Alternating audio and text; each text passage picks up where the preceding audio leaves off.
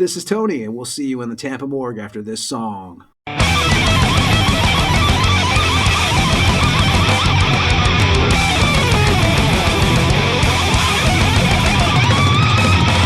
The non-cretaceous cavernous arise. On the exchanges and cages scattered, killed me by thinking I was the disruption, fear I'm only bad.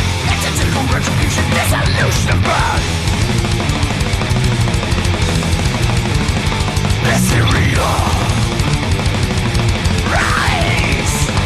Mysteria. Adoration, euthanasia, raping all their lies. Nursing both the lecture hall, consultation of our lives. And upon a sovereignty technology provides. Time and space continuum, endlessly derived.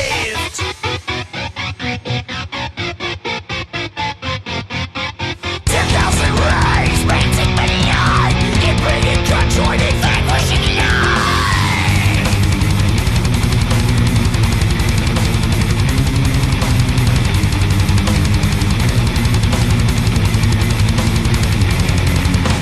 Breaking through the cross-lynching sour gas precision, been torn in fast, ratchet rich resound. Buzzard, late, acquisition of life, thrown into destiny. Mysteria. Rise. Mysteria.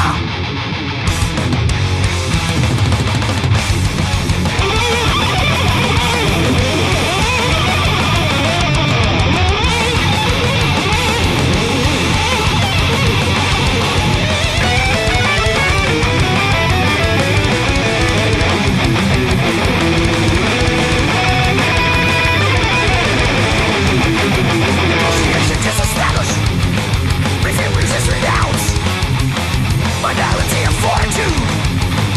Let's leave denied.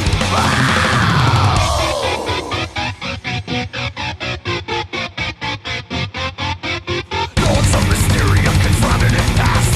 Seizing, seceding, a rigorous relapse. Preventive resistance construed out of light. So burial.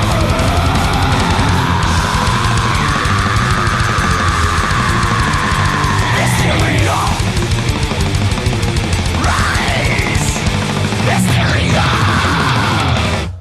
What's up? This is Tony, and you're listening to the Tampa Morgue, episode number 44. And whether you listen to us on your ride to work, your lunchtime bong hit, vape session, or working the late night graveyard shifts, which seems to be a lot of our listeners, we thank you for checking out the Morgue. And as always, I am joined by my fellow mortician, Mr. Ed Webb. What is up, dude?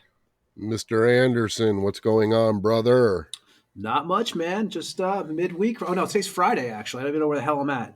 Yes, it is Friday. Thank God. Not that matters to me because I don't do shit anyway. So, yeah, but next week you're off to Maryland, which we did talk about on the last show. Yes, sir. Friday. And you guys are playing what, Friday night? Yes. Yep. Fly out Friday morning, play Friday night. Then we get to hang out Saturday and come back Sunday.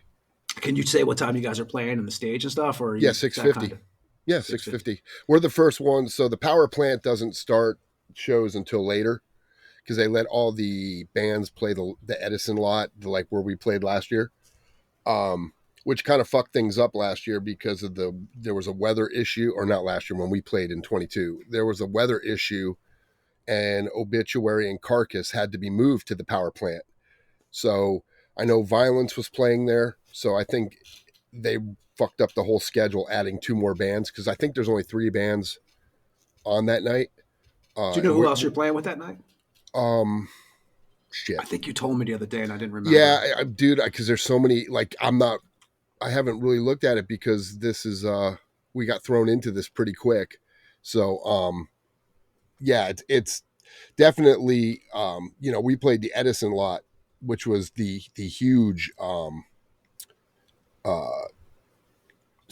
they had the 2 in the parking lot and 2 stages going back and forth. And to me, that was like, different because there was, well, you saw the pictures when I sent them out. They were a lot of fucking people that night. So let's see here. Oh yeah, Oppressor and Ahab. So 3 bands that are playing at the power stage. And you guys, 6:50. You guys are playing. Yep, 6:50 to 7:40. I think we got a 50-minute slot, which is pretty good.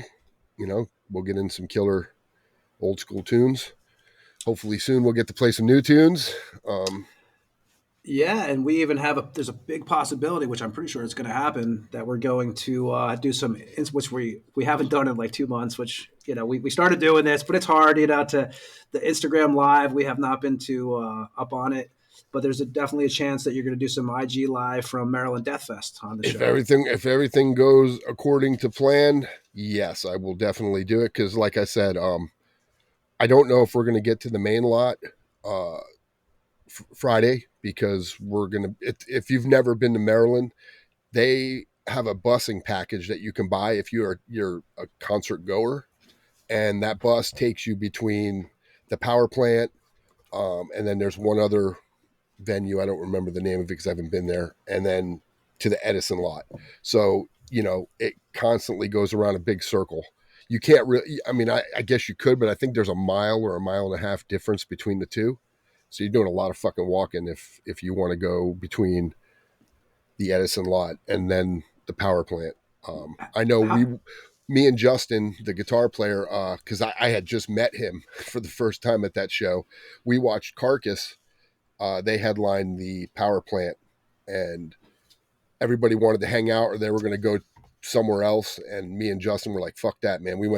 We decided to walk back to the hotel, and we were walking right through downtown Baltimore. I Like, and drove it through was downtown Baltimore like 2 years ago, man. It was definitely a little sketchy. Well, it was weird because there were a lot of strip clubs and dudes out front going, "Come on, boys, come on in, free cover if you buy a drink, and check out these hot ass women and their pussies." And I was like, "Yeah, no, pretty good. I'm sure my wife won't be liking that too much." So we just went and fucking ordered Uber and fucking chilled at the. We had already had a full day of fucking, because we were third that day, because I think it went Massacre, Atheist, Monstrosity, Suffocation, Demolition Hammer, and then we went back to the hotel and then got a ride. We Ubered to the power plant from the hotel and then watched Obituary, Violence, and Carcass. So it was killer. That's a fucking full day of killer. I mean, killer. I was going to ask you, besides like the vagina examining and stuff like that at the strip bars, like, is Maryland, like, you've played some festivals, you've played, Mm-hmm. what is the festivals you've played? Because you've played like some of the hugest. Well, back in the day, I played Milwaukee. Um, that was the early days. 97. I played it with Brutality. 98. I think it was 98 the next year. I played it with Diabolic, and that was huge. I mean, we always played the smaller stage. But the first year with Brutality, fucking, that was Venom, the Venom with Abaddon and Manta. I mean, the Venom played. And I think I've told the story before. Me and Vince Crowley were sitting there talking, and Venom came on stage with a fucking explosion, and I think we both shit our pants because it was fucking, dude, it was loud, because you don't expect that inside. And then they just came out and absolutely crushed. So yeah, it was memorable. You And played actually Vakken too, or played that? Vakken. Yeah, I mean, I've played, some South America, not, they weren't like some of the big ones. We played that one in Mexico. That was a, small fest. I hear But that to me, Hellfest is the best. I don't know if yeah, it's true or haven't not, done but that. that's the rumor. I'm, word has it, once the record comes out, we'll be on the festival circuit. Um, so yeah, I'm anxious to play a lot of them. But yeah, Vakken was probably one of the most, because I didn't know what to expect. You see the pictures. Obviously we played a new stage that year, and it was very weird because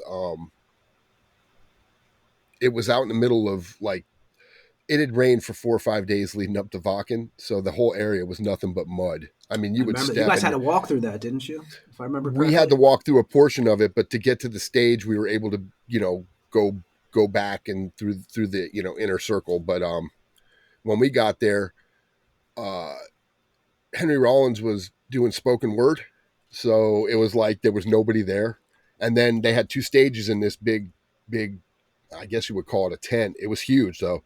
So Henry Rollins and then some band I don't even know played, and dude, there was nobody there. And we were like, "Fuck, man." Sucks. And we started the intro, and I never went out front. I just was like, "Man, whatever. We're playing Vakken. I don't give a shit." I Yeah. walked out, and the numbers I've heard the numbers from 7,500 to 10,000, standing out there like packed wall to wall. I don't know where they came from, but I almost forgot the words to the songs, this first song, because I wasn't expecting people. Because when you So that see was the Henry biggest Rollins, festival you've played then? no, they were probably close to that at Maryland.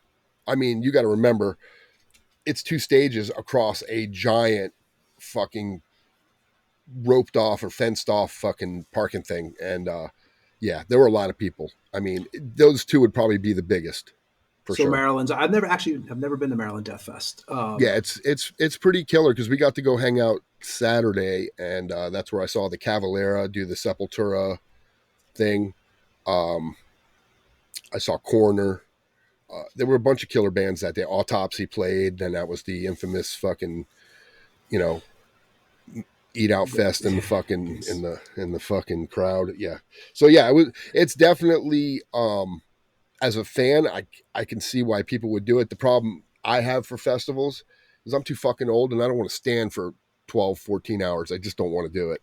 It's just too much. Autopsy's actually playing tonight in Milwaukee Metal Fest. They are. I talked to Chris Yep. a couple weeks ago. Yep. They're doing that. And so actually this will probably lead into some of this. So we actually opened up the show with Hellwitch, the song Mysteria. I love trying to pronounce these album names. From 2009, Omnipotent Convocation. I'm sure I'm saying it wrong. We had Pat. And actually, the reason we're opening up with that song is because I was thinking about this today. We had Pat on episode 4 with us. Pat was actually the first guy to ever come on the show besides me and Ed. Yep. Pat is awesome. First of all, Hellwitch, I've always said, is to me an underrated band. And even though they seem to be rolling this last year and a half, when we brought him on the show, we were so ghetto the first couple of episodes of the Tampa Morgue that we had no idea what the fuck we're doing. Now we're canceled because you said ghetto. Thanks a lot, ghetto. bro. Is that a thing now? 44 guys. It was awesome. Good it was talking a to you. great time. Between that and the strip bar talk in the beginning. Yeah, the fucking Eat Out Fest. Yeah, we're good. We've hit the limit. But yeah, no. So like when we had Pat on, we totally were whatever you want to call it. We were ghetto. Playing songs from a phone on the radio. Yeah, holding a phone up to the fucking microphone. Listen, there was no editing. Like I didn't edit nothing at that point. It was however it flew. And those who can't see us, Ed is doing a whole bunch of. It's funny because we don't do video, as everybody knows. Blah blah blah. But Ed is doing a lot of shit especially when we do the interviews. Ed's marking down times, watching for mistakes or just shit that we might have to edit. Like we actually had I'll get to it actually when we get to remind me of the Ryan when we talk about Ryan coming on. Ryan Waste was just on. Yeah. Yeah, so I'll mention that. But we had Pat from Ryan. Hellwitch. Yeah, Sorry in Ryan advance. was awesome. And so we had Pat from Hellwitch come on, and he totally. Every other episode we had people, it was kind of, I think Vincent Crowley he had a song in the beginning. We actually played a song straight through. With Pat, Ed said we held the phone up to the microphone. It was totally that is actually why, if you look at the Tampa Morgue logo artwork, we actually have a Hellwitch patch on the mascot, one of the mascots on the logo, because he was our first interview. He was the first person to come on. He was a great guest. I mean, I went back and listened to that show actually just to see where we've come so far on, with the episodes. And it was to me, that was a total college radio feel show. And he was great. And, they're actually playing Milwaukee tonight too. Hellwitch. Good for them, man. Yeah. They're playing tonight. They're playing, I think also tonight it's, Nunslaughter, who we actually had Dawn of the Dead on the show, of course. Overkill, Profanatica, Heathen, Doro's playing tonight. Night Demons playing tonight in Milwaukee. So that's going on tonight. So that's actually we actually played Mysteria for them to open up the show, which came out on Extreme Music, which is actually out of Madrid, Spain, I believe, that label. 2009. But yeah, so that's we wanted to play that because I was thinking about it today and I said, man, when Pat was on, it was kind of totally a different kind of show than we have now. So I figured we'd open up the show with Hellwitch since they're playing tonight in Milwaukee. Great band. And we were talking about Bat, we were talking about editing. So we had, we also today, actually, the Bat album Under the Crooked Claw comes out on Nuclear Blast.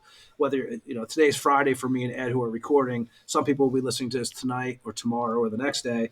But on the 17th, which is today's actually the 17th of May, Bat's album Under the Crooked Clock comes out. They also have their video coming out for Revenge of the Wolf tonight. That was done by Norman Cabrera, which we talked about in the last episode, which you can check out.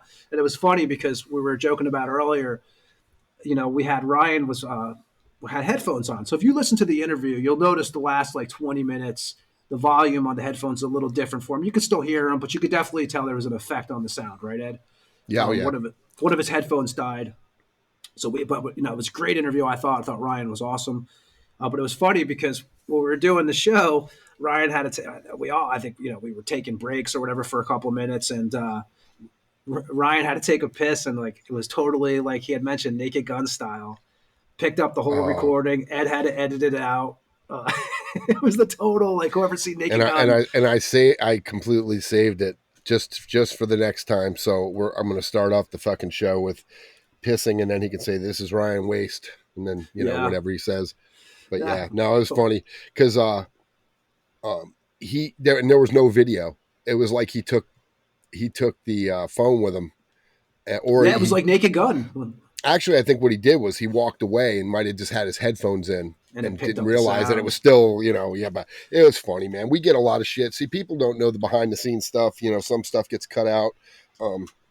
Sometimes I say some things that I'm not going to say. I try. We're saving them for the bloopers wheel or when we retire. Well, I mean, we've talked about it. I'm not going to sling mud at anything I've ever done, or if I have personal grief with people I've done shit with, bands or whatever.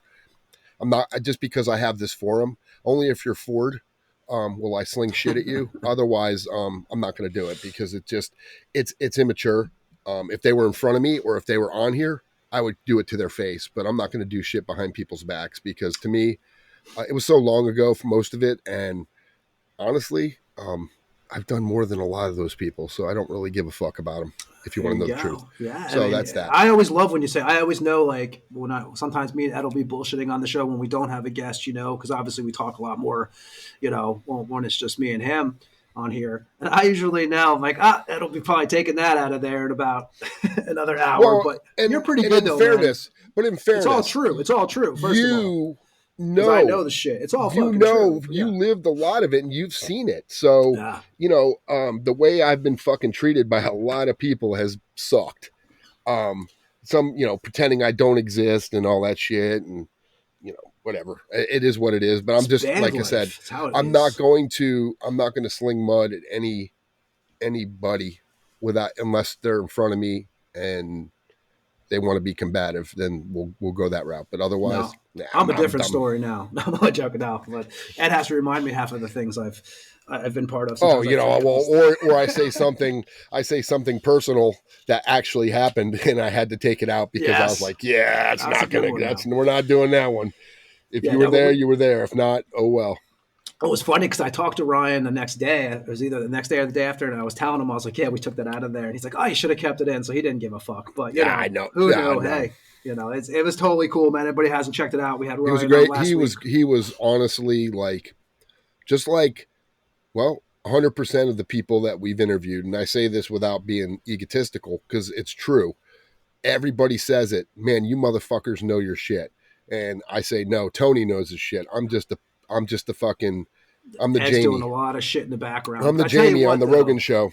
I tell you what, though, you think about it, like Ryan, which was really cool with him was he was doing so much press for those last couple of weeks. He was doing like 7 interviews a day. I think he was telling me he actually made a separate day for us on Sunday because which was killer shit. Yeah, which was killer because he knew. He said, "I know when I come on your guys' show, it's not going to be like this 10-minute thing. Basically, like I know it's going to be a detailed whatever." So he put that aside for us. So I really appreciate that. And actually, Ryan is actually playing in Milwaukee, I believe, Milwaukee Metal Fest tomorrow night because he's playing with Municipal Waste, if I remember correctly. So, anybody who's going to Milwaukee will see Ryan there. And, like I said, great guest. And if you're anybody who's interested, Bat will be playing. I double checked this, and I'll actually mention this in some shows that are coming up. But Bat will be playing on June 18th at the Orpheum with Necrot. I will be there. Yeah, I mean, there's some releases that came out today. I'm just going to mention a few of them. Ed, you probably know some of these too. I actually have not heard any of these yet. So I I'll heard be everyone. totally I honest. heard all the ones I have written down. I actually listened to. So Gate Creeper, Dark hmm Superstition, which got I do that. like. Gate Creeper. I saw them at the Crowbar, I want to say, We years played with ago. them. Yeah, there you go. See, Nuclear Blast. See, I don't remember. I'm telling you, Ed's got to remind me of the shows I played. Nuclear Orlando, our last Blast. show, we played with Gate Creeper, bro. So how do you remember these things? Gate Creeper, Dark Superstition came out on Nuclear Blast, which is their third hmm full length follow up to 2019's Deserted. I'm going to save one for you because I know you're going to mention it. So Paul Bearer, Mind Burns Alive, which we played with. We played with them too in Orlando. We did Yeah, play with both of them. Nuclear Blast and Nocturnus AD, a band that we know from the Tampa Bay area.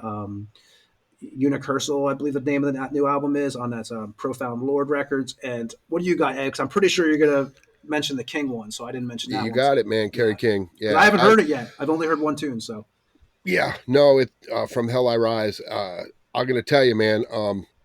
I saw some of the videos that they did live in Chicago at Reggie's. I think it was Reggie's, and for their opening show, and then they did Welcome to Rockville. And I have to tell you, I've always been a fan of Mark from Death Angel, but when he hit that fucking scream and Black Magic that Tom used to do, I was like, fuck, dude, I got chills because he hit it. And you heard it. I played it for you. He hit that fucking scream, and it sounded like old school Tom Araya. He pulls it off. Like I truly believe if Slayer would have continued, and they just got some jabroni to play bass, and he sang, I think he could have pulled it off because he's pulling it off. They're doing Slayer tunes, but yeah, the new Kerry King. I listened to it this morning, and it's killer. I had heard Kerry say it was this week he was doing some promo for the new record. And there was a couple things I took from that when I heard him do it. He said that first of all, Mark was kind of like a thing for a couple years that he was going to use him possibly, but he never made it 100% official. And the reason why I think was he said he was kind of like, which I can kind of understand. He said, "What if like Rob Halford comes up to him and says, 'Hey man, I want to sing for you,' or this or that." So he kind of kept the spot open for a while. Right. But he knew Mark was Phil was a kind of Yep. which no offense, I don't think Phil would have been proper for No, I those. think That's Mark's I just fucking the great. style of music. It sounds like Slayer, and I don't think Phil Anselmo singing over a Slayer style of music really. I don't think it would work too great. No, I and don't. Mark, we've seen Mark, like, obviously we've seen him a bunch of times. You know, I remember seeing I you think guys with him at the I've played with him Brass Mug, probably which was great. 8 to 10 times. I've done shows with that guy. Yeah, we've actually, like, we hung out with Mark on the boat and we got to actually see him do karaoke, which I still have video of that, which is actually on YouTube, I believe. The It video of is. him doing karaoke in the bottom of that bar that one night with us. Yep. Yeah, so, Mark's definitely a right guy for the job. But it's great. It's a great record, man. I got to be honest with you. If you like Slayer, it sounds like what could have been the next Slayer record. I mean, it just is what it is. I had also heard that the reason that this all happened, the timing of this stuff with Slayer and the Kerry King album was not really intentional. Like I don't think it was planned like that. I think everything just kind of happened at the same time. I don't think that King wanted it to come out the exact same time when all this media stuff was going on about Slayer doing shows and stuff. So that's kind of interesting. But what else you got? Um, the new 6 Feet Under. Then I haven't heard it. Have you heard it? I did. I heard the one song they put out maybe a couple weeks ago, I think. Yeah. I am not a certain somebody on Facebook who absolutely fucking despises this guy and makes memes about him, and you know who I'm talking about. Chris is he has like some people, yeah. I noticed that he has a group of haters. The music, this is probably one of I go back the Haunted, is it Maximum Overdrive? Yeah. Is that what it was called? And the first one. It was the Graveyard album. That's when when they did the covers, yeah. But again, I have a bias because I'm a fan of Terry. I thought when they had Alan West, it had that obituary heaviness, but it was different. Even when they had Steve Swanson, it was killer. It was just when Chris seemed to really not give a fuck about singing, And I heard the stories of him. He wasn't even in a vocal booth. He would sit at a table and just do whatever into a microphone. It seemed like it was a cash grab. That's the way I hear it. But this one, it sounds like he took it serious. And it's weird with me with that band because I'm not really going to get into the full thing because probably talk about it for another show because we have a lot of stuff tonight. But like with Chris and 6 Feet Under, I have an appreciation for the band myself because they really kind of like, Stepped up for you. Stepped up for me. And we've talked about it on earlier episodes of this show. And like I said, we'll talk about it. I think we'll make a whole show about the event actually that happened. But we actually did a show with the Rivet Rag magazine when I was working with that magazine. And we did a show. It was the James Murphy benefit, which I'm sure it's like 2003. I believe there's actually a photo. I just saw a photo the other day of like me, Chris, Terry, and Jack standing in front of the old Venom sign. So we put on a show at Venom nightclub, and to sum it up fast, we had a couple bands on our national bands play, a whole bunch of hoopla before, it was always a complication before we made the show actually happen. But 6 Feet Under stepped up and did the show. Terry and them donated a bunch of merchandise. They were awesome. Chris actually met me at the radio station up there in Tampa, the public access station. And he was totally came up there and did promo for the event and stuff. So for me, like, that's just my experience with, first of all, I love Terry, Terry, Jill, all them. But for me, 6 Feet Under, I can't really I have nothing bad to say because they really did step up and help me out for the benefit show at that time period. And like I said, we'll cover that show. I think because Ed was involved in the show too somehow. So this wasn't, this isn't a, this is from a fan's point of view. Yes. And it sounds like from past albums, the music's a little different. Some of it's heavier, some of it's rockier, some of it's got some like just basic, but it's a heavy record, and his vocals are better. I don't know better than what, but better than I've heard maybe in the last few albums. Doesn't sound like they played Tampa. I don't even know when they played Tampa last. It's a long time, man.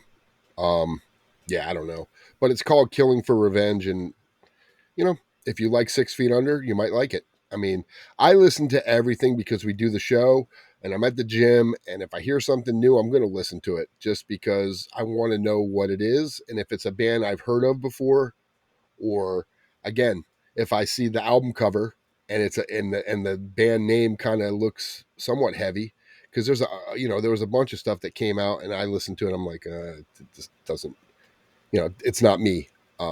So, I'm not going to fall into it because it's just, if it has to catch me, that's like, I'll be honest. Sometimes when I see like a tag on some things, like it's maybe awful to, but like if I see like a deathcore tag, I usually don't check it out. Or like, yeah, well, some of this stuff too, I hear on Sirius Liquid Metal, like a band called Knock Loose, their album came out, and I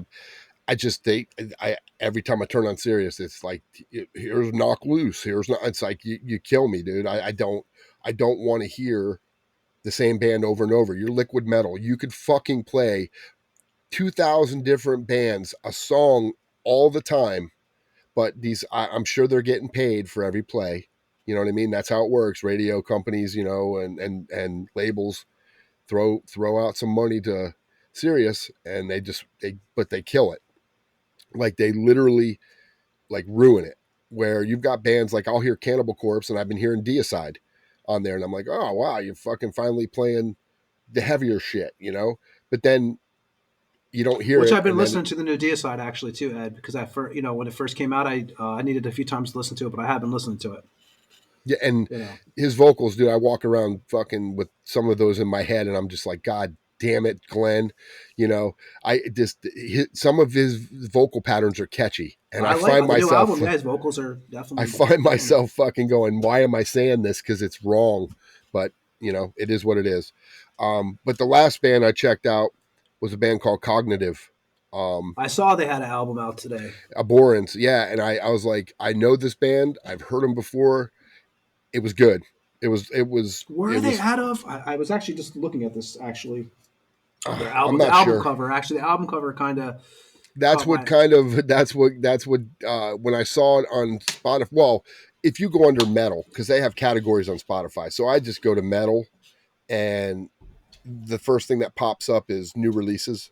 So that's where I usually go. Like another one I didn't write down, but I did listen to was the new Sebastian Bach, and it's not bad.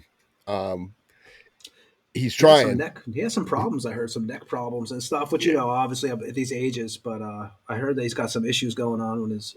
I guess his neck. But Or the his record's back or not bad. It's something. kind of heavy. It reminds me of Slaves to the Grind heavy. Like it's got, Slave to the Grind. It's got that heaviness. But it's Bach. So he's singing, and some of the lyrics I'm going, dude, that's goofy. But but that's the genre, right? He changed. They actually changed some of the lyrics. Well, he does. I've heard that some of the stuff from the first record, I think. Yes, he has actually changed some of the lyrics around live just because of the whole world we live in now, where you can't say certain things and stuff. So that's kind of interesting. I heard I think it's the first record, I think it is the first record. He changed some of the lyrics around now live, but yeah, I mean, I saw Marty Friedman put out a new album too, so he's still doing solo stuff, which I never really totally got into, to be honest. Loved Friedman with Megadeth, and that period was cool, but you know, you guys got actually you have a bunch of also you have a bunch of shows coming up in your area, which you're actually going to be attending one tomorrow Yeah. at the Yingling And Center. Cognitive is from Jersey. I guess we should have known that. Jersey, Huh? that's right. That's why I think I thought I I should just know that, 'cause realized I was like, man, fuck, they are from New Jersey. When I saw it, I was like, oh my God, how did I I think that's fucking why they forget that? stuck in my head that album. So I was like, oh, they're from Jersey, Yeah. It's not bad. It's really good. Yeah, no, Amon Amarth tour is rolling into town tomorrow.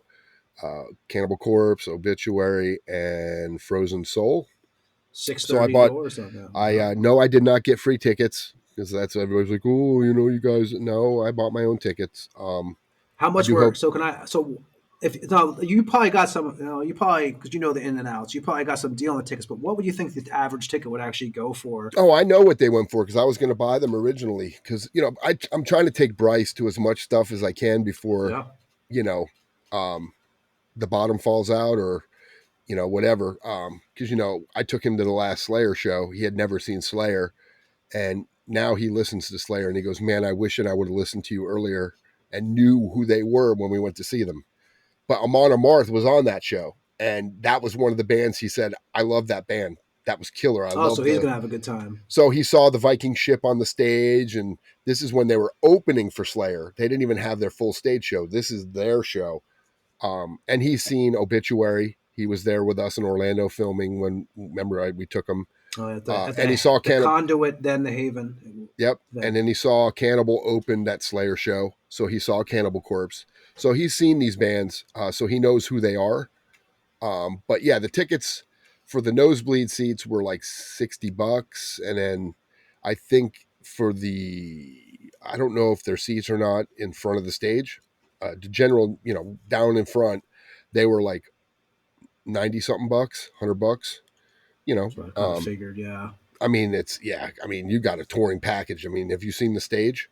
It's fucking insane. So I can only imagine the crew they have to put that shit together. If they're playing the Youngling Center, which was, for those who don't know, the Sun Dome at USF, yeah, I mean, it's going to be pretty big. But Live Nation did a deal where for 4 days they were releasing tickets for $25 for a lot of shows.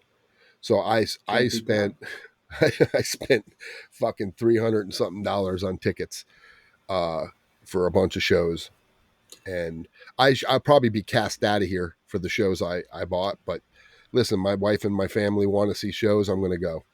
Yeah, hey, you got to go. Sometimes you got to do. But yeah, stuff. the tickets were $25 for the seats we got, and they're like second level,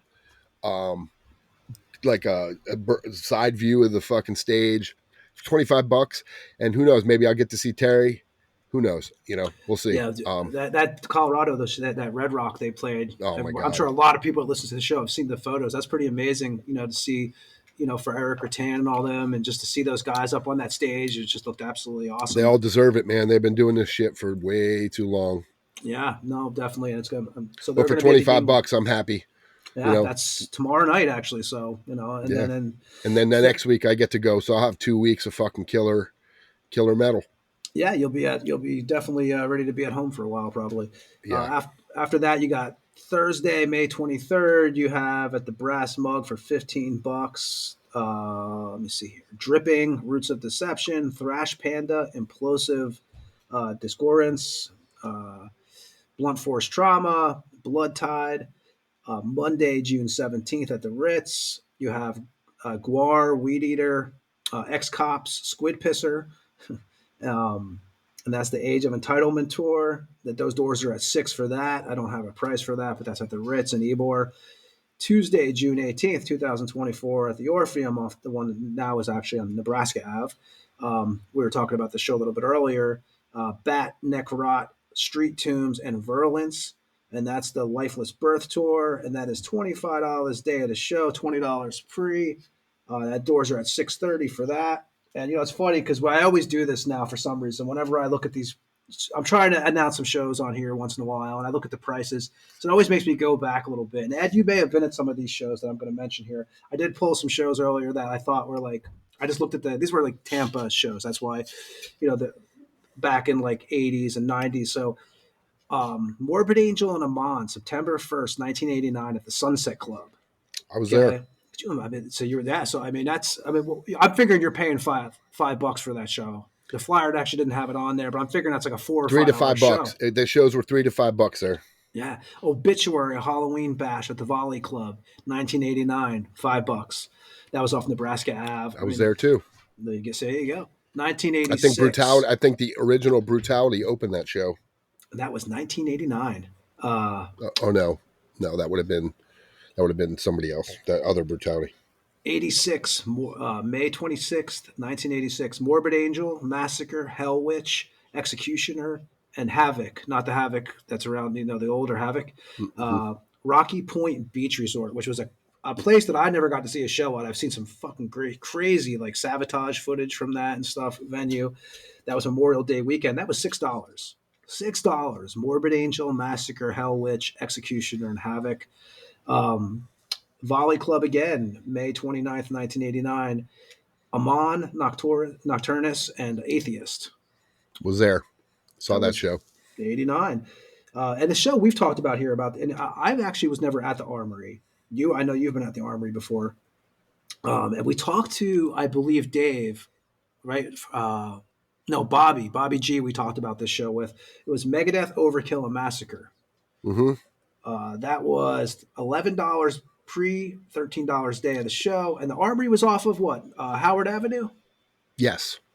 Yep. Howard's a one-way street, so like Armenia and Howard run parallel. So you could see the Armory from Armenia, but the entrance, I believe, was on Howard. So that was that venue, which I never was at that venue. September 88, Anal Cunt, Slap of Reality, and Meat Wagon. And now this is another band, Meat Wagon. I believe this is the same band from St. Petersburg, actually. They put out a demo in like 89. Pete J played with them. Now, Pete J, I don't know if you remember, Assuck from 91 and 92, he was with them. Mm-hmm. He did the Blind Spot EP in 92. He plays with Black Queen now out of San Francisco, I believe. Oakhelm, a band called Wormwood. But that was Meat Wagon was a St. Pete band, and obviously Assuck, we all know that band from being in the Florida area.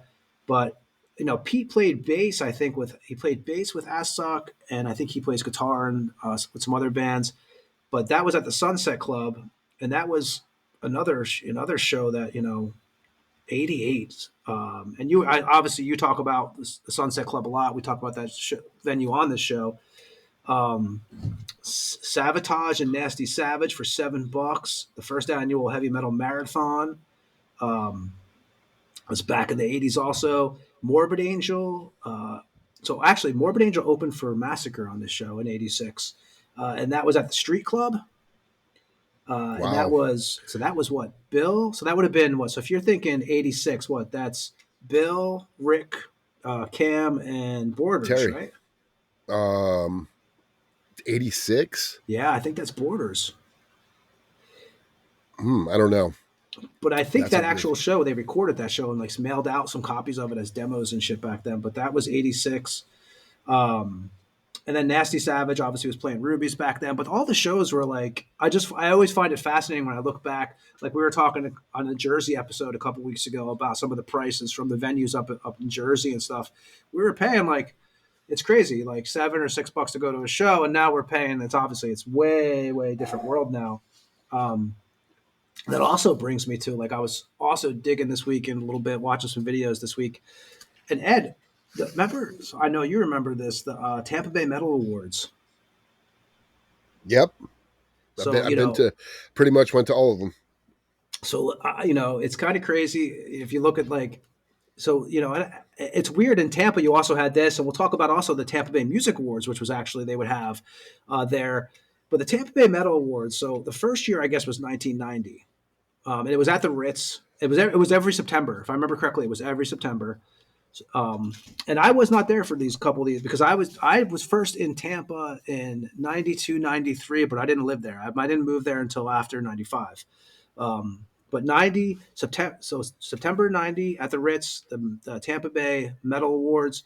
So I'm gonna name some of these awards they gave away because it's kind of some of these bands that probably a lot of people haven't heard of even, but a lot of them they have.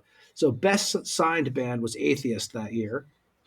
Best unsigned band was a band called Feaster. Fester. Fester, yeah, I didn't say Fester. Fester. Scott So you Carino. probably Scott Carino. yes. Well, he'll come up in some of these too because he won Best Bassist that year. Actually, Yep. Scott Carino did. And Best Death Metal Band Obituary that year in '90.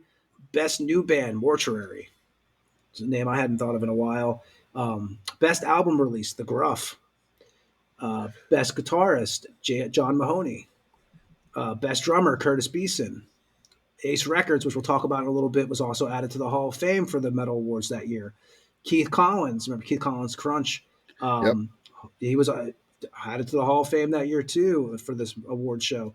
The Volley Club was also entered. Now, performance-wise, you had Mortuary, Atheist, Fester, Mordicia, Keith Collins Crunch, Last Rite, and Bloodshed. So so that was that year, and then so what were you at that one, Ed, the 1991? Yeah, and you're looking. It was Mordecai. Mordecai. Okay, so Mordecai, and Yep, I was. Yeah, because I think the way they did it was the people who won played the show. If you kind of you kind of get that gist when you're kind of. I mean, a lot of times too. They were bringing people in for a lot of these shows later, but they were trying to keep it Tampa specific, or Florida-ish specific. But yeah, I mean, because a lot of these bands, Keith Collins Crunch, Mortuary Society, the Guff, those guys, like in the Guff, Foz was one of the drummers for Brutality, the original Brutality. So these guys, kind of like today, some of these bands broke off and created, like Scott Carino went to Death, and they did a lot of different tree, things. They all have some links. Yeah, like Gardy Lou. Obviously, we know Gardy Lou are members of Nasty Savage. So look at Last Rite, who we mentioned, who performed on the 1990. You had Greg Gall played with that band, Steve Swanson. Yep. I think they only put out like one album that band because I think they were 1989 they formed. But right there, like you said, there's that family tree thing going on, or that Tampa Bay metal tree, or whatever. And I know you were at the 91 too, which that one you had performance wise, you had Obituary, Atheist, Gardy Lou, Keith Collins Crunch, Mortuary Society, the Guff, and DVC play that. Raped Ape played it too. Yep, Raped Ape. I think Raped Ape. Did Raped Ape play that one? Mm-hmm. Or was the one after that? 91. Okay, 91. Nope, so Raped Ape.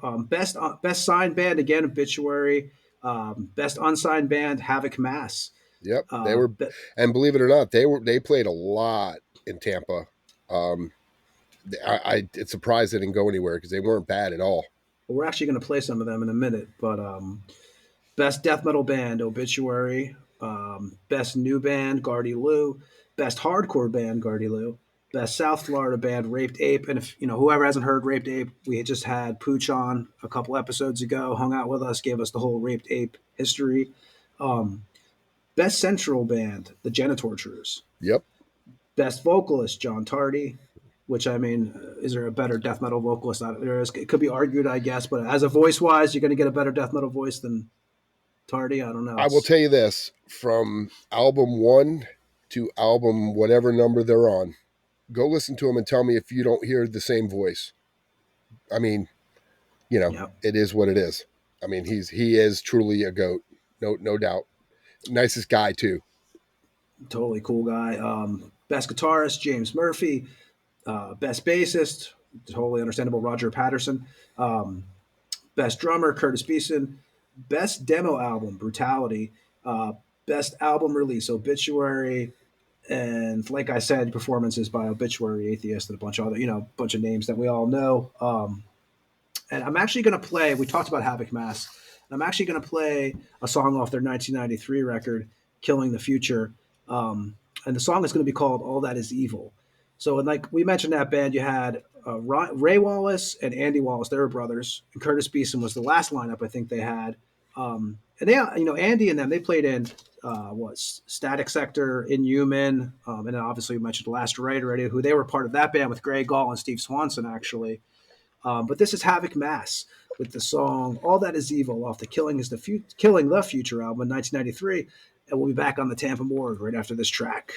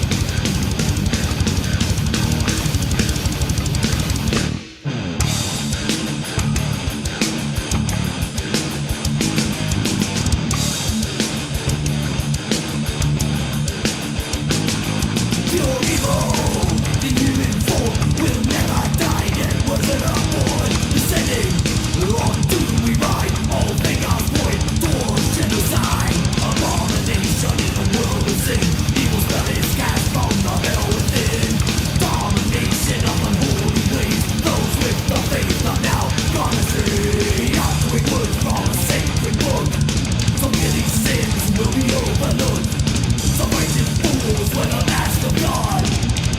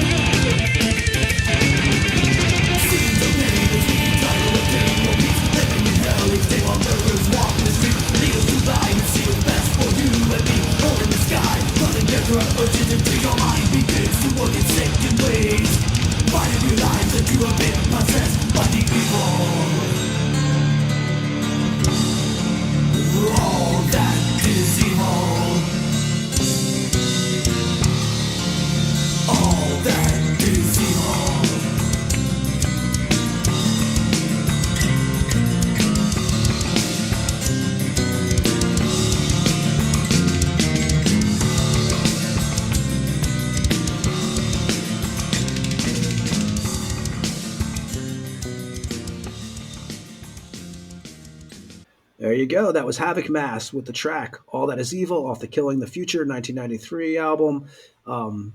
Another Florida band.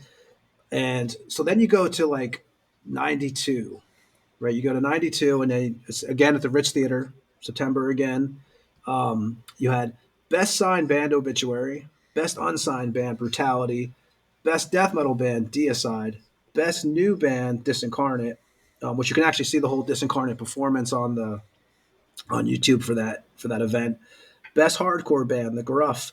Best Guff. vocalist, Glenn Benton. The Guff. Sorry about that. Best vocalist, Glenn Benton. Best guitarist, James Murphy. Best bassist, Glenn Benton. Best drummer, Pete the Feet Sandoval. Best demo album release, Disincarnate. Um, Best album release, Deicide. And I think Nasty Savage got put into their Hall of Fame that year.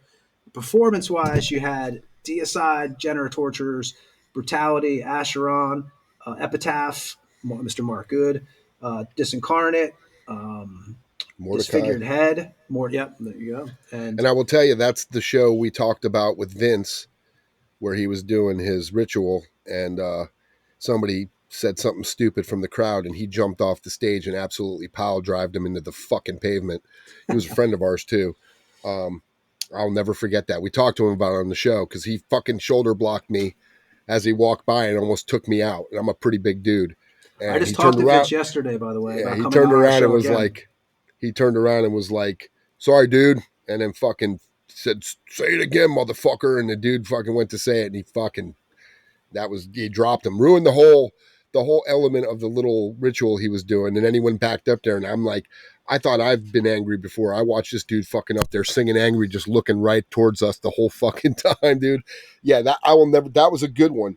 And actually that particular day, you and I were talking about it earlier, about a situation I had about somebody saying they were going to whip my ass at that thing until I confronted them. And then they were like, oh no, that's not happening today or any other day. That was that year. So that was the 92 one. Yep. That was it. And just speaking of Vince, like I said, I talked to Vince yesterday. We're trying to put something, we can't talk about it now, but we're trying to put something together, which has Vincent Crowley involved and a couple other of our former guests. So that should be pretty cool. But I did speak to him yesterday. And Vince has his channel, the Vincent Crowley channel, which has a bunch of cool stuff going on there. So then you go to, let me see here. I'm going to finish these because, now that we're rolling with them. September 1993 at the Ritz again. Great. This was a lineup where they started bringing in outside acts. So performance-wise, so it's Suffocation, Souls at Zero, which is actually Wrathchild America, which I love the Climbing the Walls record, Raped Ape, Eulogy, Sacagawea, Degradation, which was Todd Dowdy played in that, from Hand Unseen, who passed away, Dana Walsh, Astaroth, which was Damien that we played just talked with us. about them like last. Did we just talk about them last week? Yeah, man. Larry, the original singer for Brutality, Tony Laureano. They all played in Astaroth, and they've had what's his name? God, I can't remember who the bass player was, but they had some revolving members throughout the years, but for the most part, they kept pretty solid until, they didn't really do much, but yeah, they played. They got them. Nephobia played, Pride, Keith Collins Crunch, Collapsing Lungs, and Psycho Tribe, which Psycho Tribe ran for a long time because they were still running until a couple years ago over in the Tampa, St. Pete area. That was so. And then there's one. So actually, in the awards that year were Best Signed Band, Morbid Angel, Best Death Metal Band, Firstborn. I remember Firstborn. Best Metal Band. Yeah, best metal band, Firstborn. Yep, I remember Yes, them. Yeah, which is crazy because they came out of nowhere. those vocals were. I totally dug it. Actually, I totally dug that. The first, I don't know if it was the first album or not. Uh, best death metal band, Obituary. Best new band, Pride. Best hardcore band, The Genitorturers. Best South Florida band, Raped Ape Again. Uh, best North Florida band, Killing Addiction. Yep. Best Central Florida band, Nophobia. Best national album release, Morbid Angel. Best album release, The Genitorturers. Best death metal demo release, Eulogy, which we played some Eulogy probably 2 episodes A ago. couple weeks ago. Uh, be- Best hardcore demo release, Gardy Lou. Best vocalist, Jason Avery, Mr. One Eye, as you've talked about on the show before. Yep. Best guitar player, Trey from Morbid Angel. Best bassist, Glenn Benton. Best drummer, Steve from Deicide, of course. And then it was one more after that. So we'll wrap up the last one because I don't want to leave that one out. So 94 here. Well, you were at the 93 one too, right, Ed? With I Suffocation was. and them. I was. Okay, so we're going to go to the 94 one And let now. me tell you, that was the Human Waste, I think, demo came out. They were so fucking heavy. Suffocation was so fucking heavy, man. Holy shit. And that was 93, And these you bands were, know? yeah, they were like running like machines then. It was like what the mighty of the mighty, you know. And that was a great lineup because, I mean, I wasn't in Eulogy at that point. That was the original lineup. And I will tell you, they were great. And even Souls at Zero were great. I mean, it I saw was, Souls at Zero at believe it or not, Club Detroit with Ugly Kid Joe. yeah, And Souls, and I was like I said, growing up because I lived about 3 years in West Virginia. Actually, my dad worked for the Redskins. He lives over in Maryland all the time, and the Redskins. I don't think you can even say that anymore, can you? But yeah, the Redskins, and I remember getting a cassette tape of Wrathchild America, and yeah, they became Souls of Zero eventually. They put out the 2 records as Wrathchild, Climbing the Walls, and then the 3D record. But so then you had September 4th, 1994, at the Ritz again in Ybor, which anybody who knows the Ritz is also the Masquerade. A couple times it like flip flop back and forth. So that one you had performances by Deicide, Malevolent Creation, Monstrosity, Sacagawida, Degradation again, Devour, Vomit Spawn. I haven't heard that name in a while. Do you remember Earn from Vomit Spawn? That's a band I have not heard of in a long time. Uh, Apostasy and Black. And then for award wise, that show you had Best Death Metal Band, Obituary. I think as I look at these, I think they pretty much won Best Death Metal Band every pretty year. It much. seems, yeah, pretty much. Best Hardcore Band was, let me see here. Best Heavy Metal Band, Black. I don't remember them. Do you? Yeah, they weren't around very long. I think they changed their name after Black.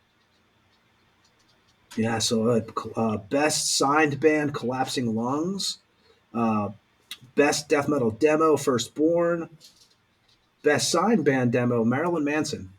Yeah, Right, that was Spooky Kids. That's when they were first yeah, coming out. Manson and the Spooky Kids.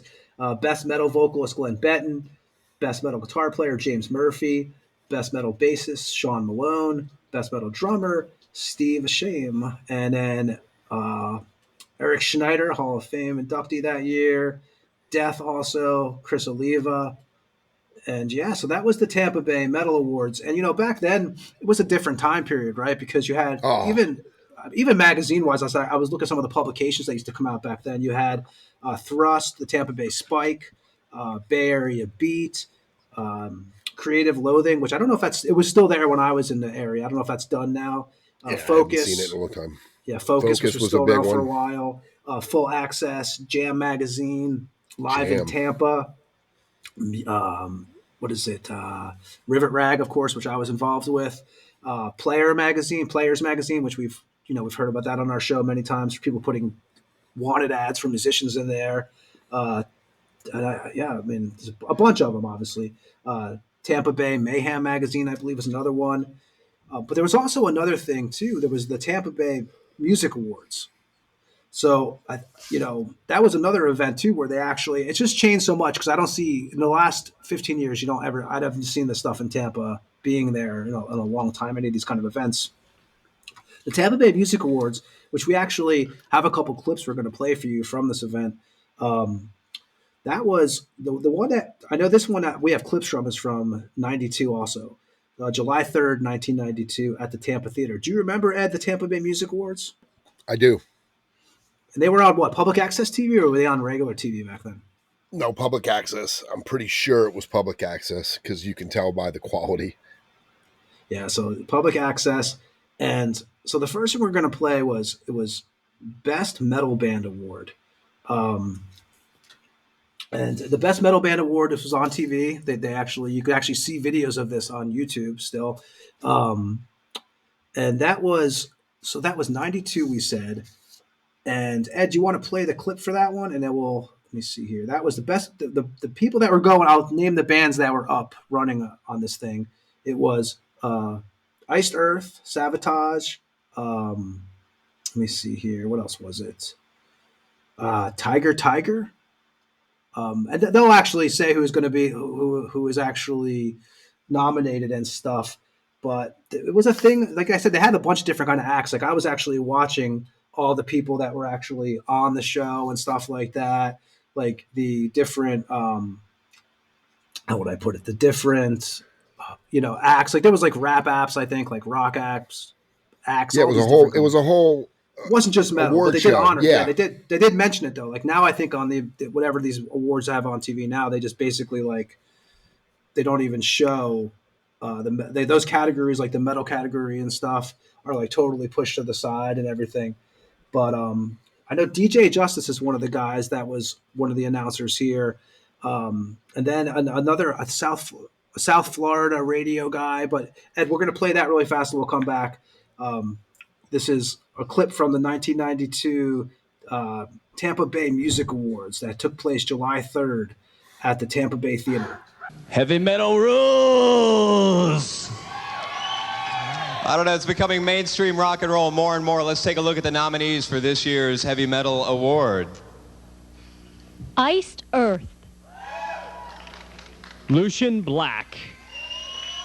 Sabotage. Silent Scream. Tiger. All right, and this year's winner for the 1992 Tampa Bay Music Award for Best Metal Band, Sabotage!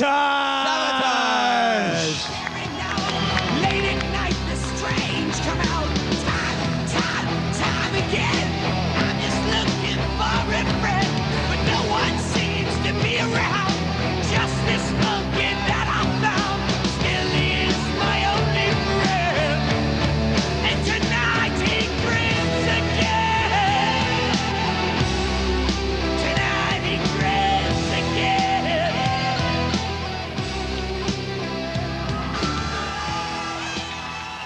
How's it going? We want to thank all you guys. We love you all. Tampa rules. Everyone else sucks. Look what I found. We want, really, in all honesty, we love you guys. Thank you. It's been a great, how long have we been together? Too fucking long. We've been together a long time. It's been great. Tampa has always supported us. We love you all. Charlie, get a new tie. Love him anyway. Chris, Wackles, sorry. I'm having a blast. See you guys. Yeah! There you go. Sabotage winning that, obviously, which, that was, to me, it was crazy to see John up there so young and stuff like that. And, like I said, whoever hasn't seen that clip can actually go find it on YouTube, I'm sure. There was that. And then also what was really cool that year was, we talk a lot about this show, and Ed, Ed has spent a lot of time there. I've been there, but Ed was there way earlier than me. Aces Records. On this same award show, they also did the Best Death Metal Band. It was the 4th annual, I think, Tampa Bay Music Awards, actually. And it was Frank, who owned Aces, and Susie Morbid. Whoever remembers her, she was on the Morbid Underground show.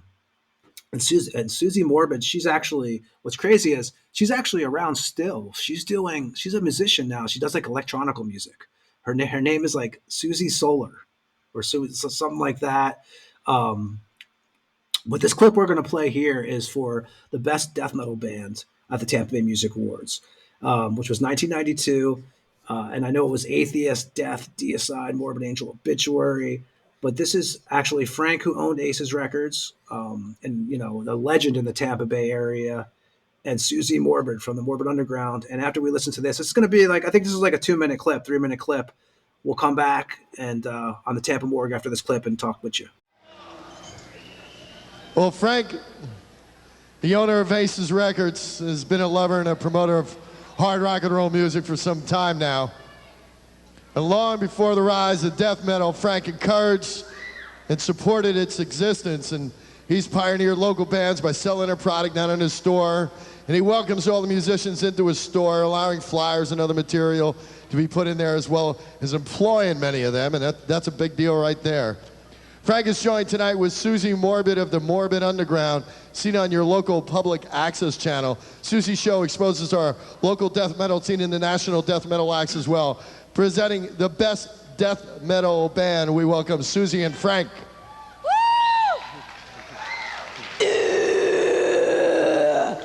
I'm Susie Morbid from the Morbid Underground. And I'm Frank from Aces Records, Tampa Bay's heaviest record store. Yeah!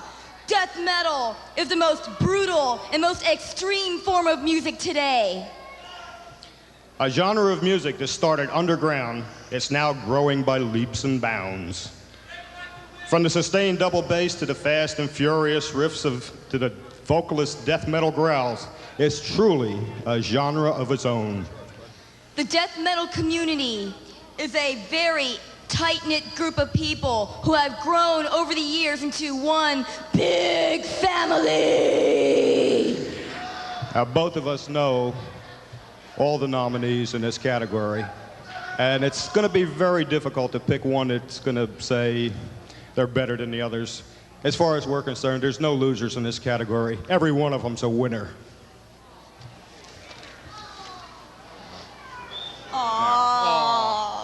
Lost the sheet.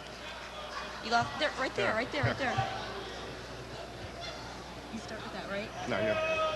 Okay. Okay, the 5 nominees in this category are Atheist. Death. Deicide. Morbid Angel. Obituary. And the dominator in this category is Morbid Angel!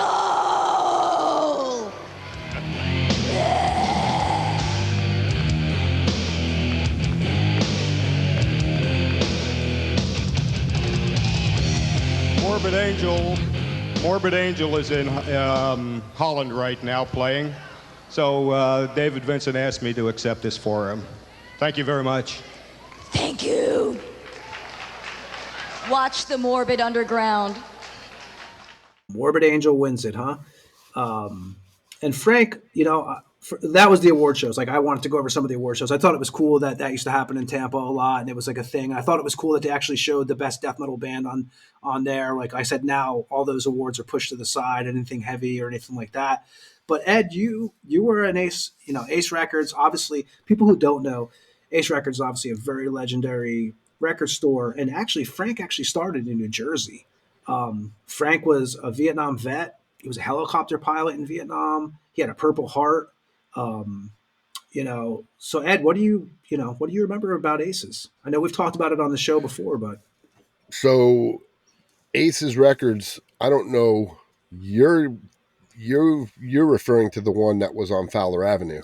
Yeah, Fowler. There was Fowler. Yeah, Fowler opened up. That was the second Aces Records. Yeah. If you were the original Aces Records, was at Oldsmar Flea Market, off of Hillsborough and Racetrack Road, and it was in a little. I mean, if you think about flea markets, it literally was in one of those giant steel buildings, and you would park and walk in, and it was in the back area. It was in the front. It was right off the street. It literally was right off Oldsmar flea markets. That's pretty big. It's big, but it was right off the road of Racetrack Road. If you parked right off of there, you could walk right in.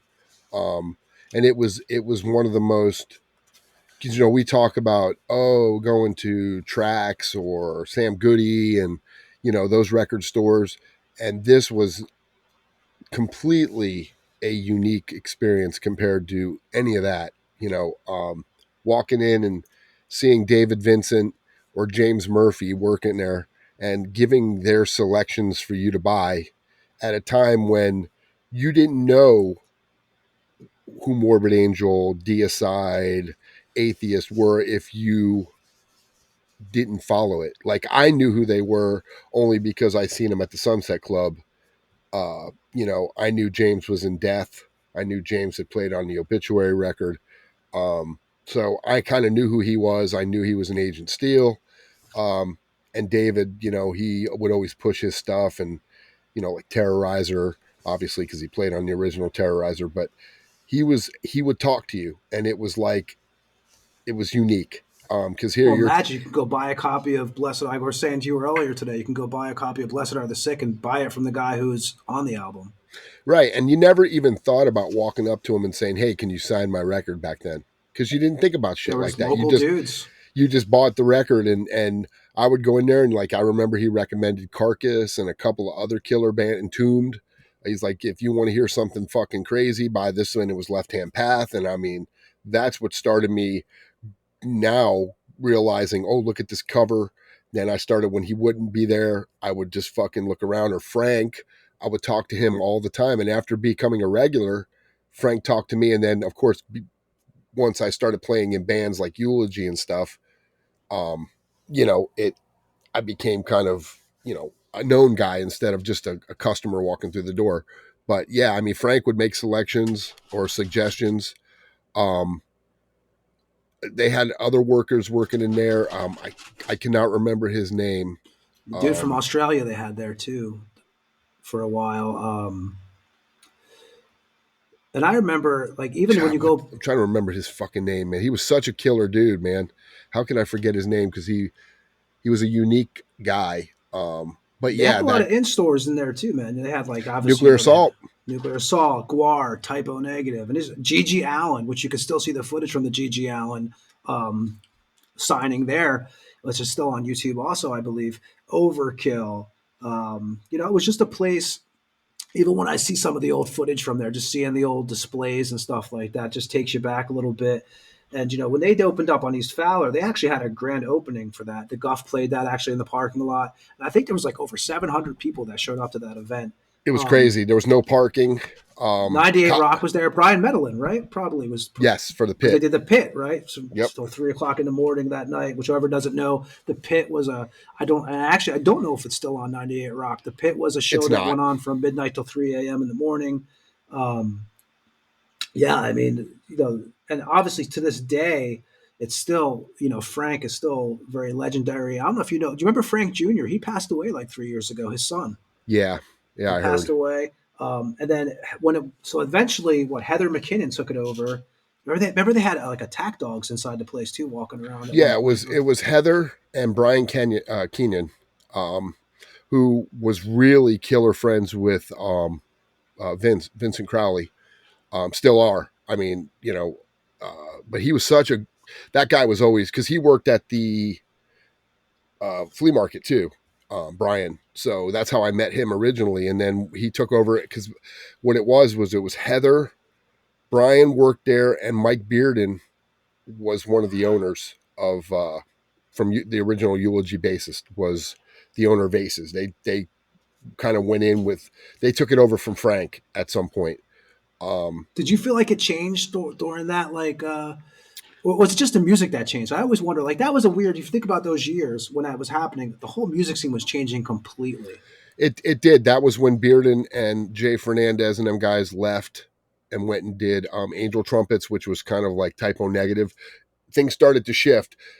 People wanted to be like Life of Agony, because it had that heaviness of the music, but it kind of did a turn and people thought, oh, look, you can kind of sing or do a lower register voice, not be death metal, and become popular. That was the thing, is people, they wanted to be known. You know, if you were in death metal, you didn't give a fuck about being known. You were just out playing what you played. That's the truth of the matter. If I wrote music to fucking be heard, probably wouldn't have been death metal. You know, That's yeah, definitely. And that whole like Ace's record is definitely one of those places that is definitely held high in the whole Tampa Bay area as like a legendary place. It goes back to the whole like I would think of like Morrisound and Ace's records. They all kind of go into the same bracket of like historical Tampa metal things that we all grew up around. Me later than you, obviously too. And I know you were involved with that. I do remember Susie Morbid a little bit. We talked about her, and I remember that that was what was cool back then. You had even going into 2000s, like you had the Metal Master show, you had the Morbid Access Public show, with Morbid Susie. Now, I don't know if you remember with Morbid Susie, she was. Do you remember Mike Diana? yes, Diana. yeah, So Mike, that's a crazy story right there. So whoever doesn't know, now they actually made a documentary about this. So Mike Diana, he had a magazine called Boiled Angel he put out, which actually got him in a lot of trouble. You remember this, Ed, when he was a suspect in the Gainesville murders when his 5 students were killed, all yep, because of his magazine. Some yep, California lawyer saw one of his magazines and basically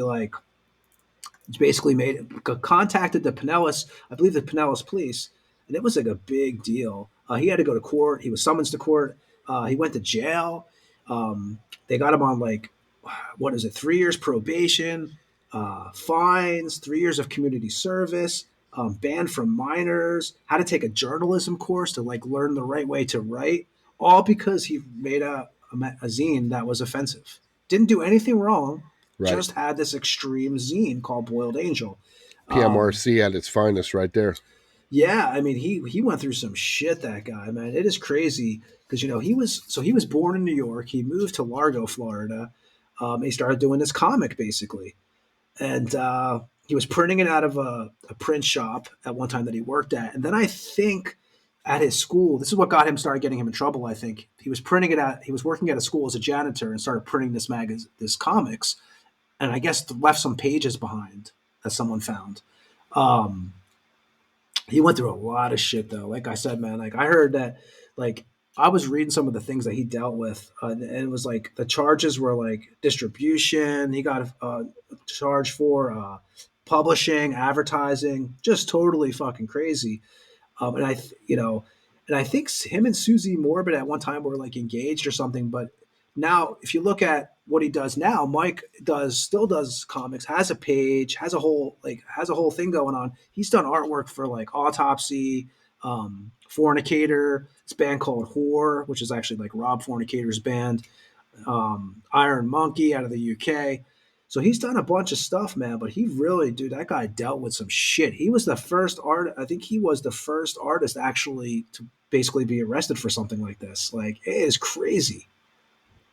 I mean, Yeah, he got railroaded, man. You know, but that was a different time. Now with the internet and everything, it's easier to kind of prove you weren't doing anything shady. Now, well, I I think they mean, tricked him too, like because they went to court. I think he went to a trial in '94, and there's a whole big thing about this. You can like find all this information places. But he basically like someone had contacted him and told him I think they were another comic writer and asked him for a copy of the Boiled Angels, and basically they were a cop setting him up. And then that's pretty much it's I mean, they did DNA tests, dude, and none of it matched to the murder scene and all that. Like it was just to think that like it went that far is absolutely insane. But I don't know. I think of him because I know there was some kind of tie with Susie Morbid. But with Susie Morbid, she had an hour-long show, and I think she also played with Dead, which we talked about, the band Dead, Florida band with Jim Coker. yep. Um, she had like her name on that band was like what the hell was it, something like belching snot sucker or something like that. She got herself in trouble, I think, with the show, the Morbid Access Public show, if I remember correctly, because she actually showed Gigi Allen footage. and it was a public access channel. And I think that's kind of like That's she was where all I over. first. That's where I first saw him. Doing the old, throwing poo into Shitting the on the audience stage and and stuff. fucking dude, and which one of you blanks want to come up here and suck my blank, and fucking people in the crowd are fucking jumping like it's like So they just won a lottery ticket. Speaking of that, I saw like a Murder Junkie show not too long ago, probably like about maybe 5 years ago. I told you about this, and the drummer like walked up, Dino Sex, the drummer, walked up to the stage, and some fan, a male fan, just walked up and plopped his penis in his mouth, pretty much, and took a picture. It was fucking. Sometimes it goes a little too far. That show was one of those. Listen, But the guy's name was Tony Anderson. yeah, right. Exactly. So I mean, what are you going to do? And Ed was the one on stage. He's like, I was the one taking the picture. But I watched it. It was funny because I was actually standing. Listen, I was standing next to Bradley from. We've Mosquito fucking Teeth. we played some shows with them, and I can tell you, I just was when their what should have been their new singer Brandon. Oh, poor Brandon. Brandon. This guy he's a real huge advocate for the Tampa Bay hardcore scene here in Tampa. When I say huge, I mean Tampa fucking Bay huge. hardcore was his thing. He put out. It was, and that, he, the Scurvy. He's been in a lot of bands. He's put on a lot of shows. He's a great dude, and he does fucking great construction, like tile bathroom reconstruction. He did my house. He's a great fucking dude. But I was telling him about the show when we played in Tampa where, first of all, they fucked our drummer. They said, don't fucking use our seat because Dino plays naked. Stool, yeah, and there's fucking Chris out back throwing this fucking seat in the trash because Dino sat on it with his fucking balls. And then when we were packing up, fucking Dino, thinking he was being funny, stuck his ass in my face. And I fucking punched that motherfucker in the ass as hard. I mean, dude, I smashed his ass, dude. And Brandon's their bodyguard, too. Isolate that clip right there. Yeah.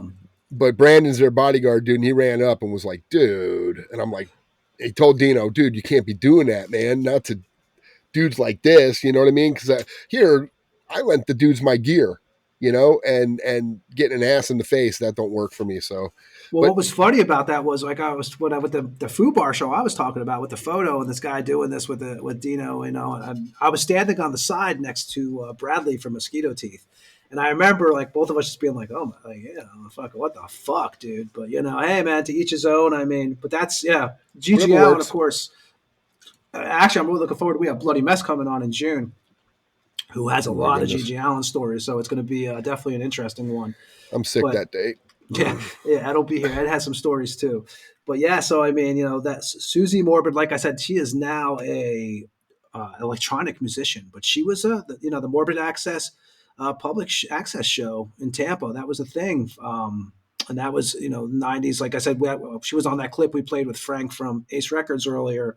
But there was a lot of like. Do you remember that cassette? Remember the Tampa Bay Metal Mercenary, the Invasion, those cassettes they had out in like '88, and they did a part 2 in '94. I'm pretty sure that was the same because that had Keith Collins was part of that. Keith Collins Productions, and that '88 one. What was it? Keith Collins Crunch, Oblivion, who we've talked about on this show before, Camelot. Some of these bands, Ed, you may remember them. I don't. Thunder.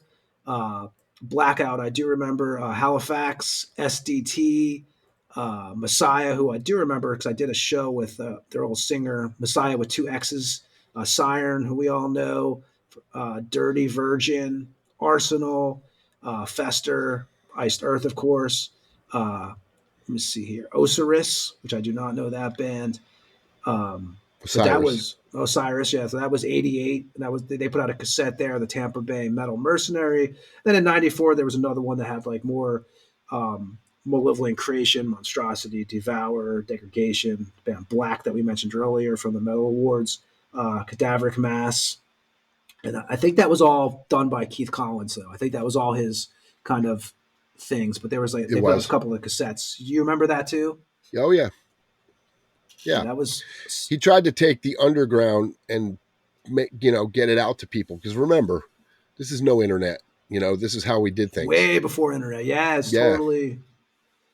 it kind of makes you miss those days, though, in a way, doesn't it? It kind of like when I hear this, and when I go, like I said, I moved to Tampa at the end of '95, pretty much '96, but I had been there a few times, and already it was like being from Jersey, it was a place that you would read these magazines, and back then you would see. I remember seeing it was probably the footage from the '92 Metal Awards where because Legion just came out in '92, and Deicide Correct. was playing, and it was like seeing something from for me it was like seeing photos from a magazine, seeing the band like Benton and them back then, because I remember when the Legion album came out, of course. Yeah, we're in full gear. Full gear, man. Like just looking like, there was a certain time period Deicide went through. I always felt like they kind of went through looks. Like, the first album compared to the Legion album was like totally different, like kind of thing going on. But I remember seeing that and just thinking, wow, man, I wish I had lived in Tampa. I had no idea I was going to live there eventually. But, I mean, because I think I was telling you, I have to look. The first band I ever remember seeing in Tampa was at the Brass Mug. And I want to say it was on my '93 trip. And I can't remember. I told you the name of the band earlier because I couldn't. It was like the Ohio. What the hell was that band name? 1 second here. I'll tell you. So I think it was the first show it was like I don't know. I'll find it in a second here. Probably the Ohio Beef. It was some crazy name. Remember I told you? It was like, that was probably my first, Iowa Beef Experience, which was probably like '93. It was like, I couldn't remember that name, but that was probably the first band I ever saw in Tampa. Yeah, you were saying it was called Meat something. Yeah, it was like Beef Experience. Yeah, but I was I didn't move there until the later '90s. So, right. You were more of, my shit was, like shit Thunder. was all, I don't know what a Thunder is. I never heard Thunder. Yeah, it was just a local band. They were kind of like a Keith Collins kind of heavy metal, like, Priest Maiden, not British so much, but like heavy metal, just like Stryper in the early days, minus the lyric style, just heavy, catchy music. That's what a lot of those bands were. Siren, they were that type of music, Keith Collins, they were just metal. They weren't death metal. They weren't thrash metal. They were just Siren, I think a lot of the guys that we listen to now, or some of the guys we know now from the older death metal bands, they were all going to see Siren when they were kids. Correct. Yeah, because we had the Volley Club, we had the Sunset Club, you had the Brass Mug, you had the Ritz for the bigger shows. The Rocket we Club. Also had the Rocket Club on Dale Mabry. You had 301 Crossover in Brandon. That's where I saw Nasty Savage. I'm trying to think who else played that show. But that was the first time I ever saw Nasty Savage, and Larry Sapp took me from the original Brutality. I wasn't even old enough to get in. I had to give the guy at the door some joints to get in the club. Joints and handy. Yeah, man. That was just, that time. But my first big show I saw was DRI on the Four of a Kind tour with Creator. Janice Landing, right? Yes. And it was like, I was like, what? Wow. And that was my first experience with real skinheads. I mean, seeing No Fraud, bands like that at the Sunset Club, they were skinheads, but they weren't like this. I mean, DRI brought out, in the early days, brought out the in crazies. Jersey too. That was like, certain bands, like even like you would go see like Agnostic Front or Sick of It All back then, and it was always that mix. That was different up north. The skinheads were different here. The skinheads up in New York will fucking kill you. I mean, that was a different breed of skinhead. The skinheads here were just fucking, no offense, they were just pussies. Because I remember this was more of a metal show at that point, because after Crossover, DRI kind of got thrash. You know what I mean? They became more metal than the early days. And then you had Creator, and they were thrash. So I remember this skinhead kept fucking stage diving. I know he kicked me in the face with his combat boot, but he kicked two other dudes too, and they were very big, long-haired dudes, and they stomped a mud hole in that dude's ass, and then 3 other skinheads came over, and 5 other long-haired dudes stomped their ass, and I was like, oh, that was my first experience with stage diving and seeing chaos, because I was like, holy shit. So what would you say, like 9? Because I wasn't here really that time period living. So 92, 93 skinheads were was it a big thing here in Tampa? Kind of. Just, it was, I don't think they were as extreme as, New York, because that's just a different breed of fucking people. Just being a human in New York, you're angry. So just imagine being a skinhead there. So, but yeah, I mean, when was the Four of a Kind? That was what?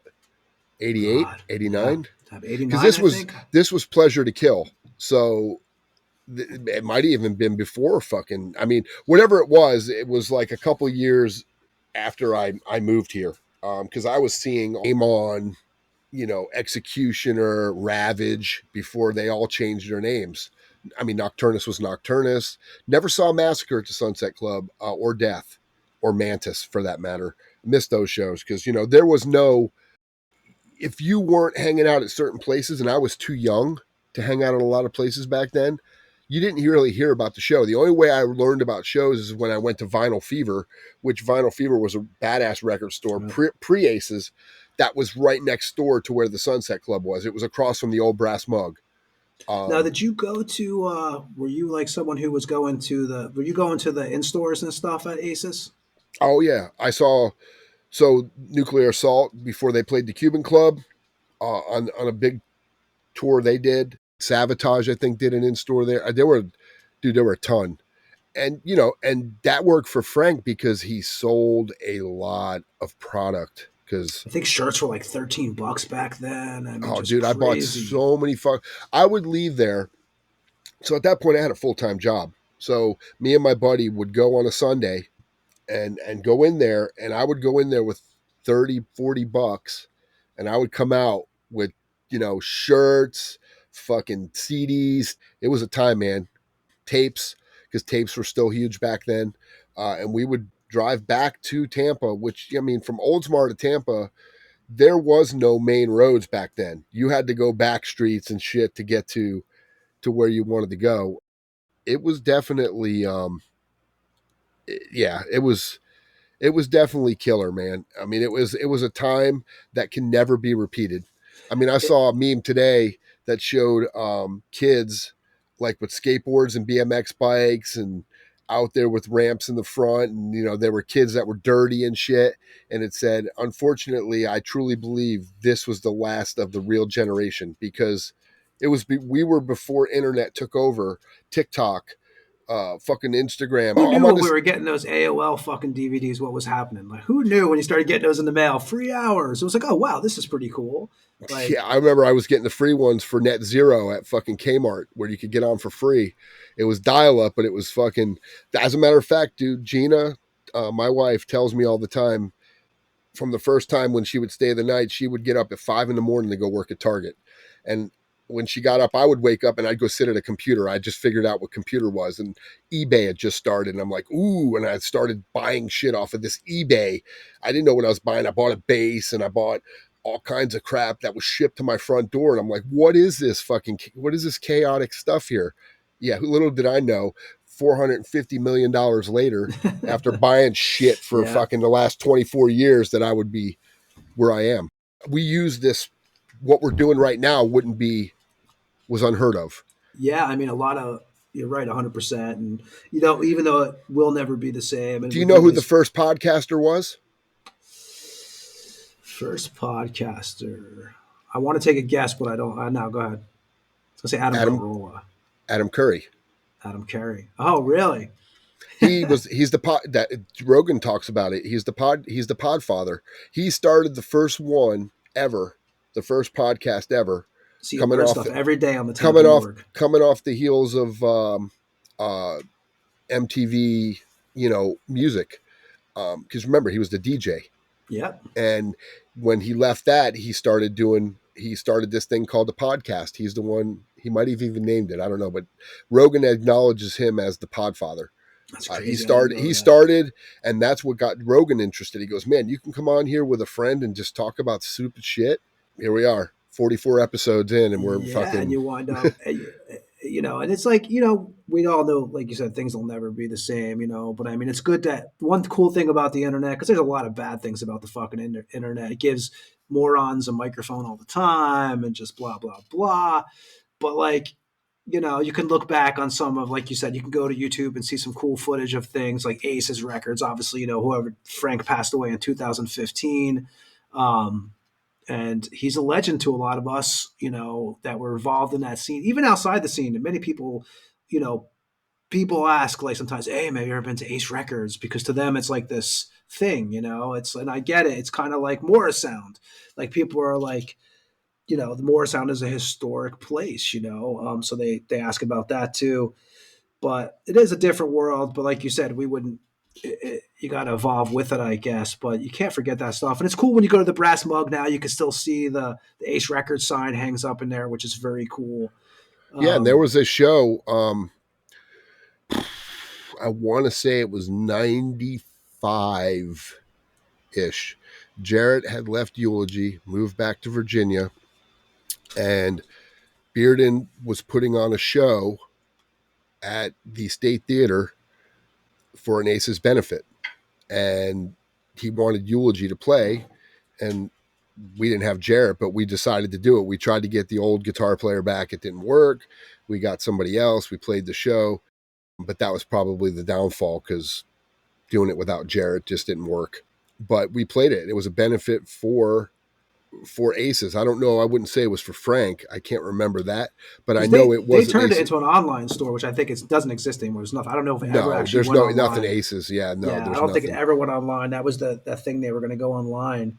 And I've seen some of the old T-shirts and stuff still that you could still see online once in a while, and it's just a blast from the past. And I'm glad I got to experience it. And it's I don't know if it's with Frank and stuff. Like I said, I've never heard anybody speak bad. Even it's Frank. Also, you have to think about it. Like he stocked the people who worked at his store were, like you said, guys in the scene.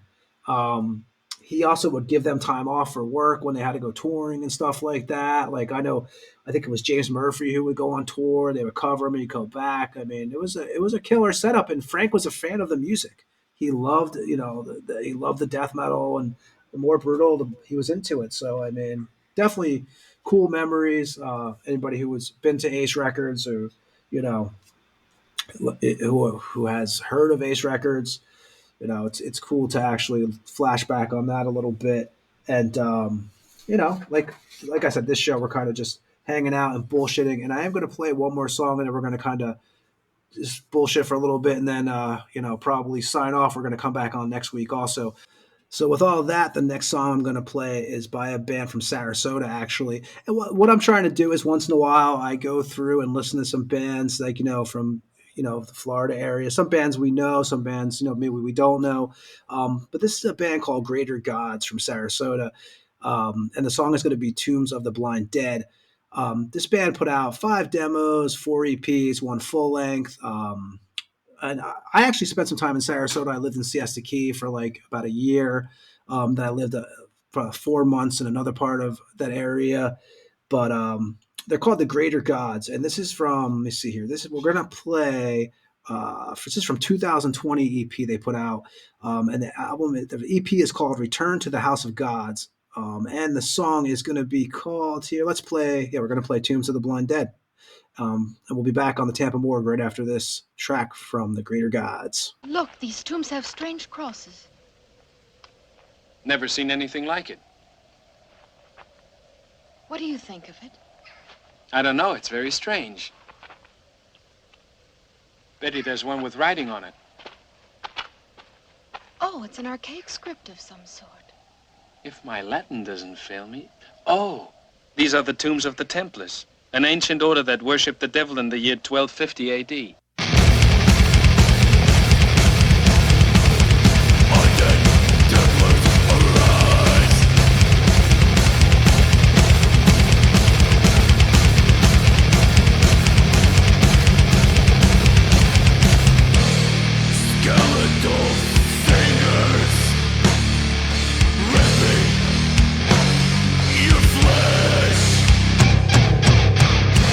As the blind dead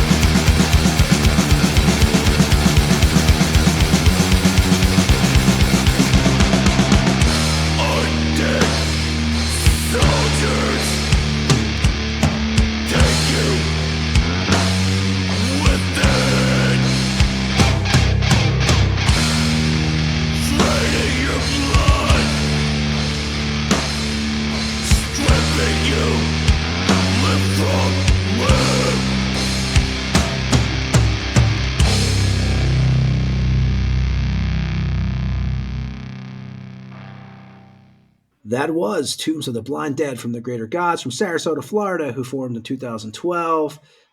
You could check them out. I believe they're on Facebook and all that stuff, But yeah, so Ed, you got a big week coming up. We kind of figured we didn't want to book any guests the next 2 weeks because there's a lot of shit going on and trying to figure out some stuff. We got some people that we're working on bringing on and everything. And, it's you going to Maryland Death Fest. Yeah, we were also leaving it open in case we do like an Instagram live or yes, we may even, depending on the situation, if I do get somebody that's worthy of talking to, I have the app on my phone. We can pop on and do a fucking interview. I can have him sit somewhere else with his phone and we can literally do an interview.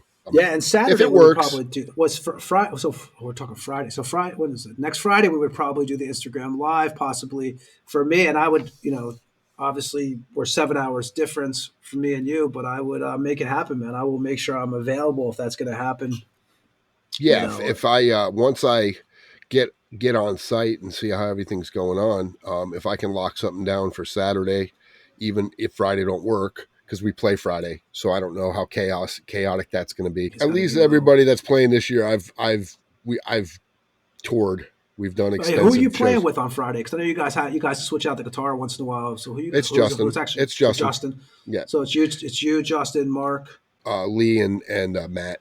There you go. Yep, Matt's the main guy. Matt's the main guitar player. We only did one tour without him because he couldn't do South America, so it was Justin and Sam. So like again, we have dudes that can fill in and do the show, which is killer. Because Sam's a great guy, man. I like Sam. I like Justin. I mean, we hung out a lot on the cruise, and it was cool when you get to hang out when you tour and you're on a bus and then you're at a venue. But when you're on the cruise and you're walking around for endless hours just hanging out and fucking eating, and it's fun. So you get to really get to know people a little easier. Justin, for those who don't know, he's a jazz fusion dude. He plays a Rage Against the Machine cover band. I mean, he does these tours. He's on the road probably, I think he told me almost 300 out of 300 days out of the year. Last year he was home for maybe 60 days. I mean, that's too much for me. I wouldn't want to do it. But he's doing all kinds of different shit. It's not one thing. He's doing a lot of things. He's very knowledgeable. He's very smart. He's fucking shreds. I mean, I got to be honest with you. If a lot of people think playing death metal is easy, go ahead and go play some monstrosity. Go ahead. I can play guitar, and I can tell you that sometimes I sit here noodling around with shit, and I just put my guitar away. Some of it's too much. It's just, especially I could never do it and sing. That's never going to happen. Even playing bass and singing wouldn't happen. It's just technical. And for him to fly in on no practice and play 10 songs in front of fucking all those people, not playing with any of us on stage is, because I don't think he didn't play with Mark. He didn't play with Matt. I don't think so. I think because when he filled in, Mark English was still the guitar player and Pajoni was the bass player. So, and Mike was the singer. So basically the only guy he played with on that stage was Lee. You know what I mean? I mean, that's not easy to do that. And I've done it several times. When we played Atlanta, I had never played with Matt. I never played with Mark. But, if you've been doing this long enough, dude, you fucking do it. But when we go to California, who are you looking forward to see the most on that California show? Honestly, Sacrifice. It's a band I've never seen.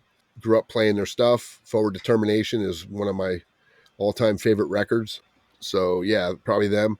Yeah, So, I think you're gonna have a pretty wild year next year. So it's be pretty. We'll see. We'll see. I mean, there's a couple things happening that probably put us doing.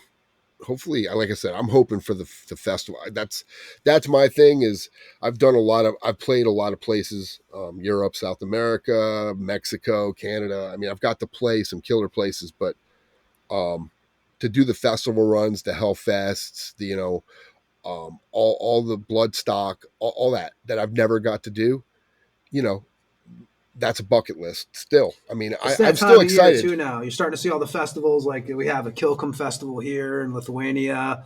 You have, obviously you said it, Hellfest. All the festivals are pretty much rolling. Like look, this week you have Milwaukee. Right. Next week you have Maryland. And the same people that do Maryland is the ones doing the California one. Steel Fest was this week, actually, over in Finland, which Yep. is a couple hours from me.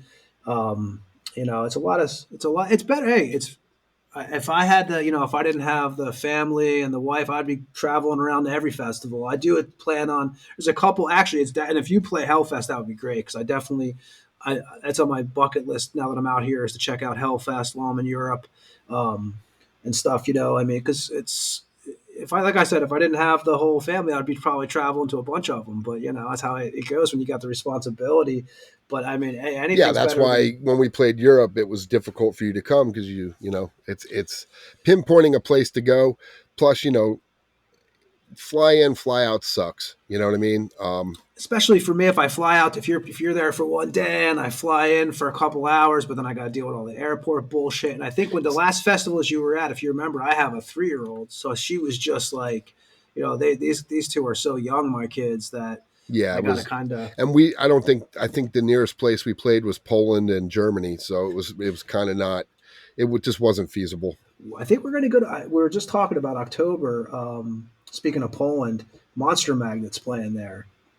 And I am definitely, I love Monster Magnet. You do. Yeah, I'm definitely a fan of that band. I think that just killer rock music, killer music in general, whatever. And so I think we're going to take a trip to see them. We'll definitely go to the Kilcum Festival this year in Lithuania, which is Carpathian Forest is playing that, I believe. Bunch of bands. It sucks. They had a festival here called Devilstone that they stopped doing this year, which was a pretty cool festival. That was the first festival I ever saw when I came here. Marduk played that, and Luctus and a couple of the Lithuanian band and stuff. But there's a lot of stuff going on, man. It's that time of year, and that's why it's cool to have a couple. You're mad because you're not going to get to go see Limp Bizkit.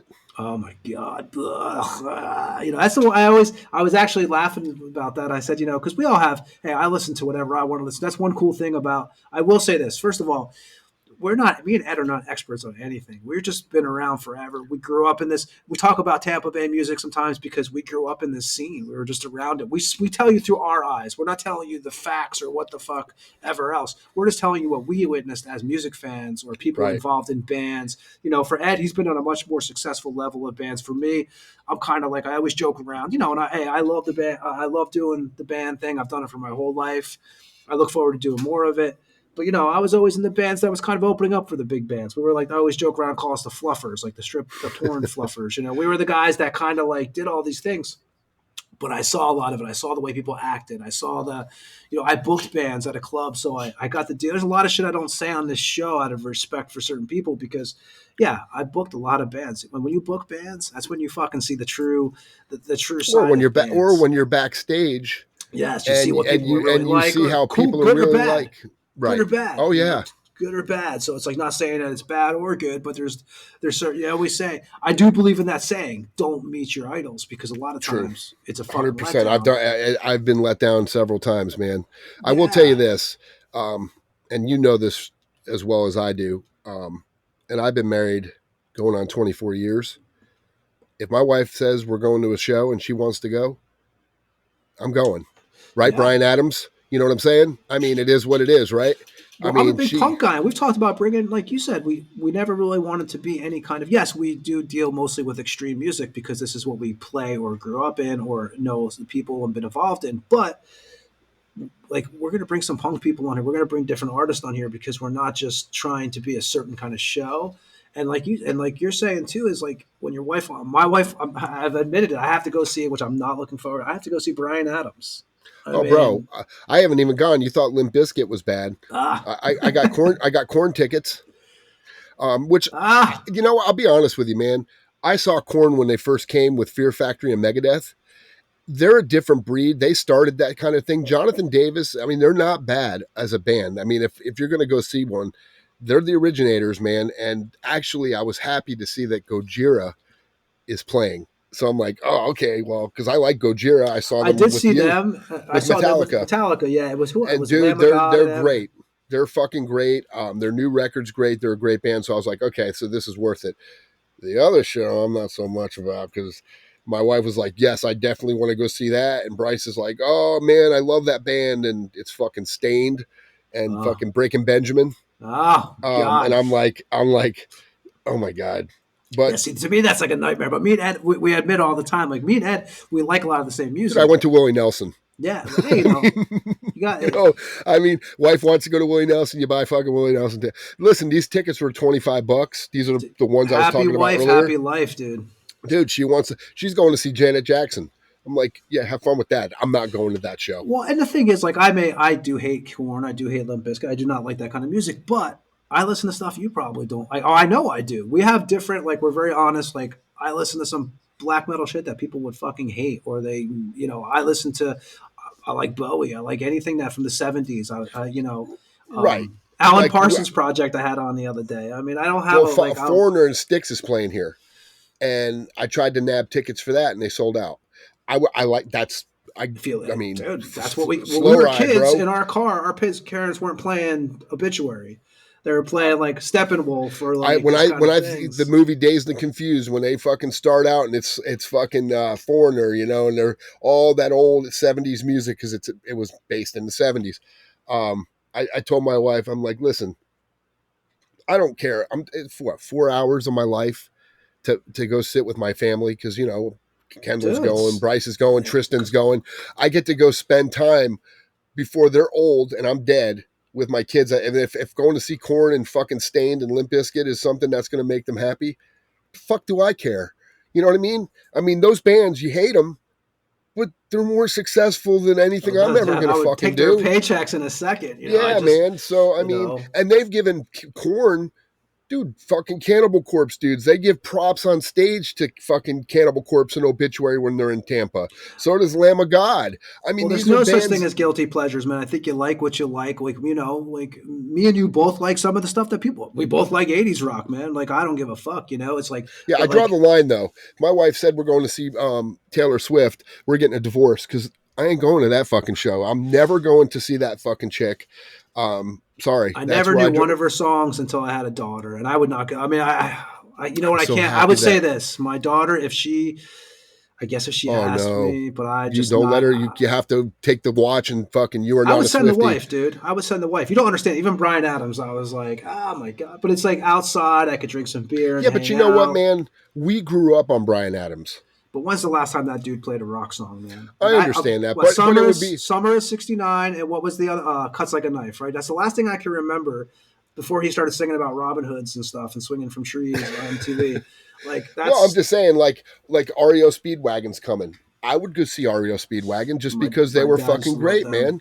Bands like that. I mean, there's a lot of shows coming that I looked at and I was like, yeah, I'd go see that, and then I'm like, yeah, no, there's no way. I'm the one who's. I would love to go see the Stones one more time, dude, but I just can't pay 5 minutes. Fucking ridiculous, those Stone prices. The last couple tours, I mean, I saw the one they played. Well, they would never play. See, all these shows were like the lawn tickets, like we bought when we went and saw Lamb of God and Slipknot. And then we got. Don't they have a package now in Tampa too, where you can buy like? Yeah, they sold out. I didn't even get a chance. I wouldn't have had to buy these tickets because all those tickets would have been incorporated, but. Dude, when they went on sale, a minute after they said they were sold out, I'm like, there's no fucking way. But that's why they did this $25 thing because people got shafted. Because, like Janet Jackson and there was Red Hot Chili Peppers, I think. I didn't even know she was still around. Yeah. Janet Jackson. Oh, dude, she's torn with like, God, if I told you who it was, man, you'd be like, what the fuck, man? I was like, oh my God, those bands still exist? But my wife was like, hey, can you buy an extra Stain ticket? And this girl's going to buy me a Janet Jackson ticket. I'm like, oh, you're going with somebody else? Fuck yeah, I'll buy that ticket. So I do have a Stain story, actually. As much as I do not like Stain at all, I worked catering, if you remember, Ed. Probably like about, God, I always say like 5 years ago. Well, everything is really like 10 years ago or like 14 years ago now because time flies. Time doesn't mean nothing. So I worked catering, and I thought about this earlier when you were bringing up the behind the scenes shit at these big concerts. It's fucking crazy. Like that shit at a big concert, like at the UF Sun Dome and stuff, shit starts at like 7:00 in the morning. The tractor trailers are coming in and all this stuff. Yep. But I did work a Stains. I did a catering, and it was for Aaron Lewis, and like I don't. I can only tell. I don't know any names of any Stain songs, but I do know I've heard Stain. I do know their songs. I've heard them on like that. Not when the 98 Rock there when I was working in the restaurants growing up.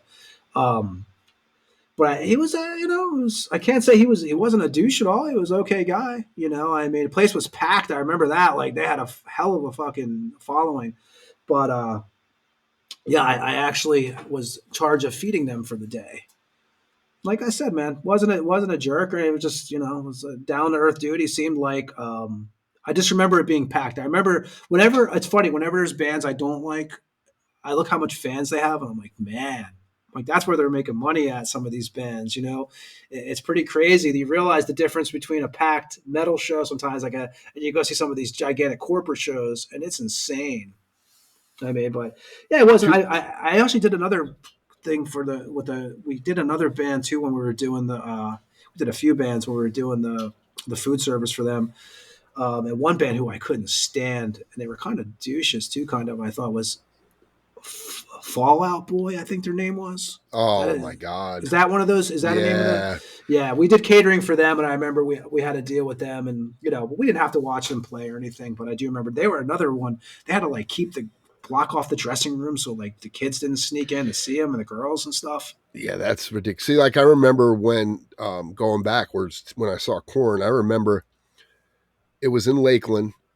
You got Megadeth, Fear Factory, Flotsam and Jetsam, and Korn. And I was like, Korn were relatively new. That's when that the first record came out.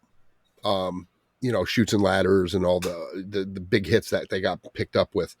And Jason Avery and a couple of those dudes, they were like, they liked that, because it was different. It was heavy, and Jonathan Davis doing all those voices and talking about being raped by his dad and shit because he was, going into real deal shit. I mean, I remember we were walking around, me, Jason, I don't know who else was there. There was like 10 of us, and Korn's right out standing there, shaking hands and meeting the fans and little Adidas talking to them. On. Dude, they were just normal. They didn't have that, but it was like, oh wow, these dudes are radio hit dudes, and they're out here talking to their fans. Man. They got huge. They got real huge. I mean, obviously, again, Tristan's dad, my stepson's dad, followed them around wearing a kilt and shit, spending all his money following them around like when he got an inheritance. He was a fucking Korn. Is that dude even Irish, the singer of Korn? I don't know what he is. I just know he does that and plays the fucking bagpipes. But, I know people who have met him personally and all the dudes in Korn. And I met Jonathan Davis. I do know his name. I met him at NAMM when he was there I met him actually at I want to say he was a DJ, believe it or not. He was there doing some kind of thing I don't think it was. Because he had that horror kind of DJ gig. Yeah. So I met him. He was actually nice, man. Like I said, I'm not a fan, but he was. Everybody that I've talked to says every guy. Single one of the dudes in Korn are cool. And believe it or not, I know people who knew Limp Bizkit from Jacksonville. Before they came, and they said fucking really down to earth guys. Now people give Fred the bad tag because he acts like an asshole. But from what I hear, it's shtick, man. That's how you get fucking clicks, right? If you're an asshole, you get clicks, man. That's probably the one band I don't know anything about. I think is Limp Bizkit. I remember I took when they did the chocolate. Huge. Yeah, they did. When me and my wife we were definitely married. Limp Bizkit was playing. What the fuck was the Lightning? What was the original name of it? The Ice Palace. Thunderdome? No, the Ice Palace. When it was the Ice Palace. So Ice Palace before it became St. Pete Times Forum. Correct. There was a show. It was Limp Bizkit, Godsmack, and fucking DMX. And my wife's like, I want to go see this. And I got to tell you, dude, DMX for a rapper. He's dead now. He's dead, but I was like, this dude crying on stage. I mean, the fucking dude, I was like, this is some real deal shit. And that night, Limp Bizkit came out and I'm going to tell you, dude, they crushed. Musically, they fucking crushed. Because when you hear something sonically, even if you don't like it, if the whole place is fucking going in sync with it, you just go, holy shit, dude, it was heavy.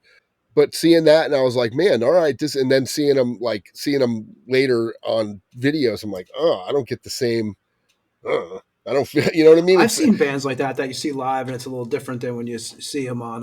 There's a bands video. that I don't like. There's bands I don't even like their records, and I've seen them live and been like, "Wow, that's pretty fucking killer." And That's I what I'm buy the talking record, about. And I'm like, it's like because I remember we were in Ybor for Guavaween. My wife was all excited. We had my sister-in-law and brother-in-law. Is that the year Typo played?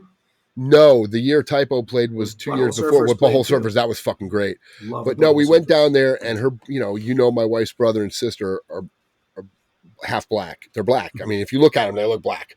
So we went down there, and they knew that we went down there to see. My wife wanted to see the heavy metal bands, and that night, Drowning Pool, Disturbed, and fucking nightmare. I can't remember the other band that played. Or no, I take that back. Me and my wife went that year. That's who we saw. Because my wife took me right up to the front. And I'm like, what are you doing? And she was pushing people. And I'm like, all right, this is actually cool to see my wife enjoying herself. The year I went with them was the year Hell Yeah played. But when you see these bands like Hell Yeah, you're thinking, oh my God, dude.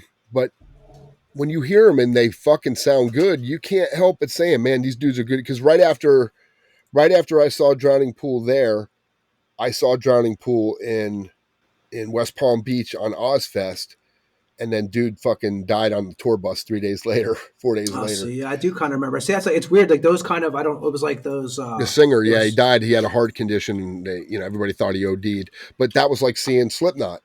I was down there watching Black Sabbath and fucking Slipknot. That was their first gig was Ozfest, and 9 dudes in jumpsuits jumping around a stage. And I was like, what is this nonsense? But it was killer because you'd never seen it. And that's and you got to admit, dude, when we saw Slipknot, it was killer. I will say this: I am not, and I will say because I talked to you about this before. I am again not a Slipknot fan. My wife is actually a Slipknot fan. I am not, but I did see them on Ozfest, which you're talking about. Mm-hmm. And I saw them because I was working for a magazine at the time, and I was standing on the side of the stage, like actually on the side of the stage, and it was, I mean, even as not as I was like, wow, I could see why kids. Which Ozfest? So you saw them at the one in St. Pete, right? Sabbath played. I believe that was the same one. Okay, so yeah, that was West Palm. Yeah, I believe that was the same one Sabbath played. And but I again, like I didn't even like. I remember my guy I was in a band with at a time for a little bit of period of time. My buddy Ross, Ross. Mm-hmm. Me and Ross Pyle, like he was into them, and I remember I remember seeing and never heard him. That was the first time I'd ever seen him. Actually, I went down there with Brian Malone, and really? Because they put out a promotional video for the first, I don't know what it was, the first video they had out, and that's when I first saw them, and I was like, okay, what I thought was the thing with them was the masks. I was like, well, that's kind of smart to have the masks, I guess, because people bought into that shit right away. Because the jumpsuits and the mask. Yeah. That's what I was like. Who are these dudes jumping around in full jumpsuits and masks in Florida heat? Because I'm thinking you guys are fucking awesome. Because I would have been passed out by song number 2. Yeah, they're huge though. Because I saw them in St. Pete on the Ozfest. Mudvayne played that year, and there was a bunch of big bands. Another band I never listened to, Mudvayne. Isn't that crazy? I mean, my wife again, she likes them too. I mean, I'm not gonna lie, dude. When I was getting tattooed, this dude fucking at the tattoo parlor goes, "Hey, dude, I want you to check this band out. They're from my hometown in Illinois." And I'm like, "Oh, okay." And he made me a copy of the disc or handed it to me. He goes, "Here, man, I can buy another one." And I took it home, and it was LD50 by this band called Mudvayne. And I'm like, "What the fuck is a Mudvayne?" And the first thing, now mind you, the dude's screaming, he's singing heavy, and I'm like, oh, this is different. Nowadays, it's a dime a dozen. Back then, it wasn't. And for me, I was always open-minded to shit. There's always like that surge of bands that came out. You're right, that were doing Slipknot, Mudvayne. There was only a handful of them that came out that were. So I remember, I heard that this fucking place in Oldsmar, Planet 9 Ball. Never heard of it. Mudvayne's playing there. And they're playing there with a couple of other bands who, one of them actually, Nonpoint, became a big band. And I'm like, oh, let's go see this band. Dave Sawyer went, our old guitar player. We went, 50 people were there. I'm in the bathroom taking a piss, and I'm looking, and I'm like, holy shit, that's the singer from Mudvayne standing there with his fucking face painted up and a long beard. I was like, holy shit. We actually go to my wife's parents' house where they still have her room set up in there from her high school, and she has the Mudvayne poster on, and I always make fun of her. But it was 50 people, dude. I was right up front watching Mudvayne because the bass player if you want to be musical, the bass player is phenomenal. The drummer, I mean, they're a phenomenal band. Do they play the type of music nowadays? No. The first record I liked because it was new, it was different. Slipknot, the first 2 records, Iowa, when they played death metal on that record. Okay, cool. After that, not so much. But and dude, all joking aside, you got to like what you like. Like we always, like I said, me and you, like, you know, you don't like AC/DC. Of course, I grew up on AC/DC. You can't force people to like. I like AC/DC if they come on. If it's like a song that they didn't run into the ground, like, you know, when you hear the typical radio song, oh my God, dude, Thunderstruck. I was like, how many fucking times can you play that same riff over again? But you know, but there's bands that I would love to see. Like you've seen Alice Cooper a million times. I've only got to see him a couple times. The thing about Cooper is, especially at this age, Ed, I'll tell you, where you don't want to stand at a show all day. The great thing about Cooper is from 8 p.m. till 10 p.m. the show goes on. Everyone's out the door by 10. That's how it was. Alice doesn't usually have an opener. I mean, I've seen him open for people, of course. You know, to me, Alice Cooper, for me, that was one of my biggest inspirations. And, you know, I just think that still live, of course, he has the young band, as we know. Right. Like he keeps it Nita on guitar. He's got the whole thing going on, but still sounds great. Hell of a stage show. And I'll be honest, when you go see Alice Cooper now, you kind of know what you're getting. Right. It's not the show's not changing up too much, but it's always solid. So, you know, but I think you should, I would like to go for me, I actually always, you know, I fuck with you when you fuck with me about things music wise, but I do agree. There is no guilty pleasures. Like you like what you like, you know, I could never picture just listening to the same. Could you imagine, like we love death metal. I couldn't listen to it 24 hours a day. No. Black metal. Couldn't and listen again, to it. I'm also open enough that if my wife says, hey, can you buy tickets? Let's go to see this. Gotta do it. Or when I'm like, Bryce is like, hey, I haven't seen Korn. Can we go see Korn? And I'm like, who else wants to go? And Kendall's like, well, I want to see Korn. I like Korn. And I know Tristan's a fucking huge Korn fan. The only person who's not going is my wife. She's like, no, I'm not going to that. I'm like, really? Really? I bought the tickets and now you're not going? I'm like, okay. So, but my kids want to see him. Now, Stained, my wife's like, yeah, I want to go to that. And I was like, really? And Bryce is like, yeah. Bryce, for some reason, likes Breaking Benjamin. Now, he's a younger kid. So dude, the kid likes a whole different world. They weren't that fucking kid likes to gonna fucking shoot you in the face. He likes the mumble rap, dude. Oh my God, dude! He's like, check this out, dude. And the guy's like, I came out of my crib, shot you in the face. Then I shot your motherfucker in space, and then I fucking took you to it and gave you mace. And I'm like, dude, what the fuck are you? What? He's like, dude, you don't know rap. I'm like, all right, bro. I don't know rap. Yeah, like, yeah, okay. Eazy-E, fucking NWA. Don't tell me I don't know Ice Cube. Ghetto Boys. That's rap, dude. Come on, man. Fucking the real shit, not this. Don't feel bad. I'm forced to go to, like, these days. I'm going to watch puppets sing. Like, I have to go, and it's a total going back to the whole you gotta do what's good for your family. I'm going to the puppet shows, and I'm watching a Maki's like this character here they have. They're all the little kids like in Lithuania, like. I'm in Pepper Pig world at my house. It's fucking insane. Like I can't even watch TV. I grew up, which you got to miss. You didn't have to deal with Blues Clues and fucking. I was out for that. Barney my God. And all that shit. We just got a letter. It's like I was thinking the other day. I was doing I do another podcast actually, some stuff on there, that I do sometimes once a week and stuff. It's nothing to do with music or anything, so I won't even. But like I was going through news stories on there the other day because sometimes I read the news on this podcast, and I would rather my kids watch that kind of stuff. Maybe not Barney; he's a little fucking shady. But again, I'm doing this news thing the other day. Vince McMahon, I'm going over these news stories. Yeah, man. Vince McMahon, dude. He had some shit that just came out. Like he's been in trouble, I guess. I didn't even know this. But some of the girl basically made claims, some former employee, that he was like sex trafficking her or something like that. But then she came out and said he was like shitting on her head. Oh, yeah. Like he had like a dildo collection that was named after wrestlers. Yep. Like he had a whole collection of like dildos that were named after professional wrestlers. He's a sick man from what I understand. And dude, I mean, Harvey Weinstein, just look at these people, man. I mean, when you get power, you do fucked up shit, man. I did see something from AI, which actually disturbed me too. AI disturbs me anyway. But there was a high school athletic director in Maryland who got in trouble for he made fake AI voices of the principal of the school, like calling students racial names. Yep, I saw that. I saw that. What a fucking asshole. Like, what a fucking bastard. And what's crazy is, like, I saw that the police literally were like, we can see where this came from in the transcript and when it was written. Yeah, so I mean, it's a shady shit. There was that, and there was what was the one other? This lady in Brazil had like bought her dead relative to the bank to like withdraw. And come on, you can if you can't sign it, I'll help you. And she tried to take the arm, and it was her father. He'd been dead hours, and tried to fucking. Man. He died in the car. I mean, I guess I could picture her frustration, like we were saying this the other night on the show too. No, he was dead at home in the morning. They said he was dead. Could you imagine your father has to go sign some important papers and you wake up and they're gone? It's like, because No, that was never.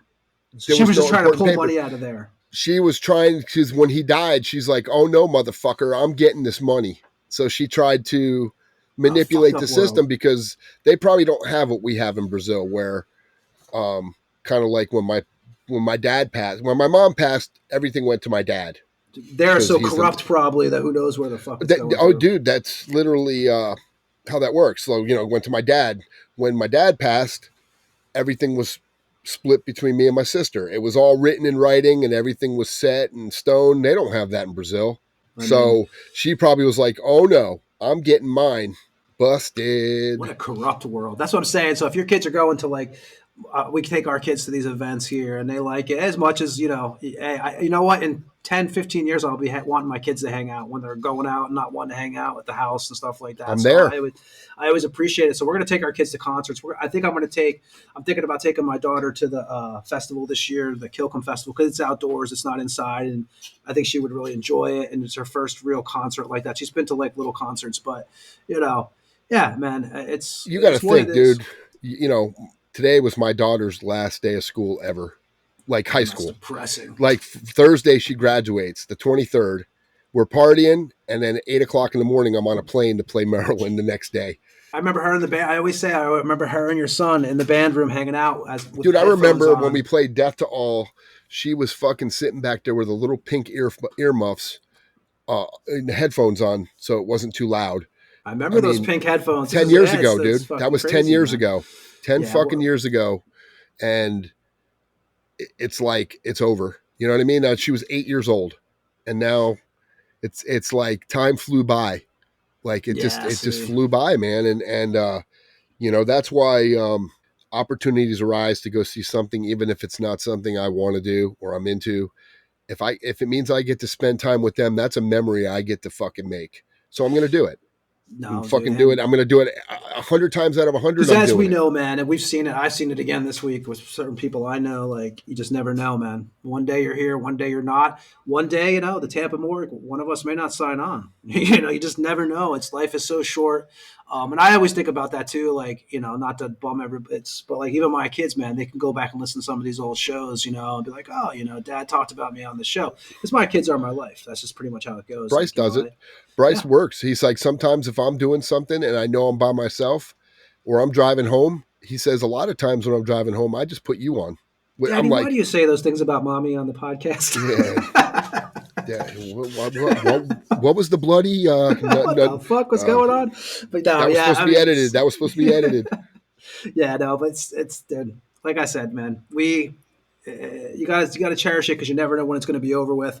Life is short. Life is crazy. The world is crazy. I'm just glad that we get to do this once in a while. And but look at tonight. We just fucking basically talked about a bunch of just bullshit for like 2 hours, and we didn't have a guest tonight. Usually I know we do have a lot of guests, but we try to kind of once in a while do some solo shows with just us to catch up on everything and hang out. We have, actually that's one thing speaking about people not being around forever, when I was watching that 92 video, I talked to you about this the other day on the phone, actually. I saw someone who Gary Munchmore, who was the sound guy for a lot of those events. And I actually knew Gary I used to coach Little League, believe it or not, baseball. And so did Gary. But I saw Gary in the video, man. And I know he passed away a few years ago. He used to coach his daughter, Kat, over in the baseball league that we used to all coach at. And just like I said, man, you see these guys 1 minute, they're not. We've known people ourselves, going to the Brass Mug or concerts in Tampa who are no longer with us. The list is way too long. We guys like shit, like Ryan Bush or oh god, there's just so many guys. You just never know, man. So you got to cherish it, and enjoy life, and all that good stuff. But Ed, is there anything? I mean, shit. Obviously we've been going on forever tonight. Is there anything else you got for tonight? Because we just kind of like just threw a bunch of stuff out there. No, I mean, I think we pretty much told everybody how much we suck for long enough. how much we and everybody who listens, man. As always, we want to thank you. Like I'm always kind of overwhelmed by I see how many people have actually downloaded the show, and the numbers are going up each week. And I know we're not a video show, or but anybody who listens to us, we do appreciate it. You can always send your recommendations. I do have fan mail that I'm not like whatever kind of mail, morgue mail, whatever you want to call it, that people send us asking us some questions. I'm going to save that for next week. So we're going to do a show on Tuesday. I'll put all that together and stuff. Ed's going to be in Maryland Death Fest actually next weekend on Friday. So anybody who's there can check him out, say what's up, throw stuff at him or whatever, but Monstrosity's playing at 6:50. Yes, sir. Friday night at the Power. Which will remind Power people Stage. again, but Power Stage Live. Anybody who's out in Milwaukee this weekend at the shows, have a good time. But you can find us like pretty much, as Ed always says. All the podcasting sites, man. Apple, Spotify, Amazon. We're everywhere. YouTube. Yeah, man. thetampamorgue@gmail.com for any questions or ridicule. We don't care. We'll just delete it anyway. If we don't like it, we'll just delete it. So we're open 24 hours. You can always go back and listen to all the shows. We got a shitload of shows. So we're at there's no rhyme or reason to when we do shit. Like I said, if everything lines up next week, I'll pop on either Instagram or whatever, and we'll make it happen. I mean, it's been talked about. If I do a tour or whatever, there will be shows while I'm on the road. We will not have a lack of that type of situation. We're almost at the big 50. So I know it's crazy, man. 50 shows almost. We're at 44 tonight. So but yeah, man, we appreciate everybody who writes us, because I do. It's kind of like I said, a little surprising that people that everyone who's listening.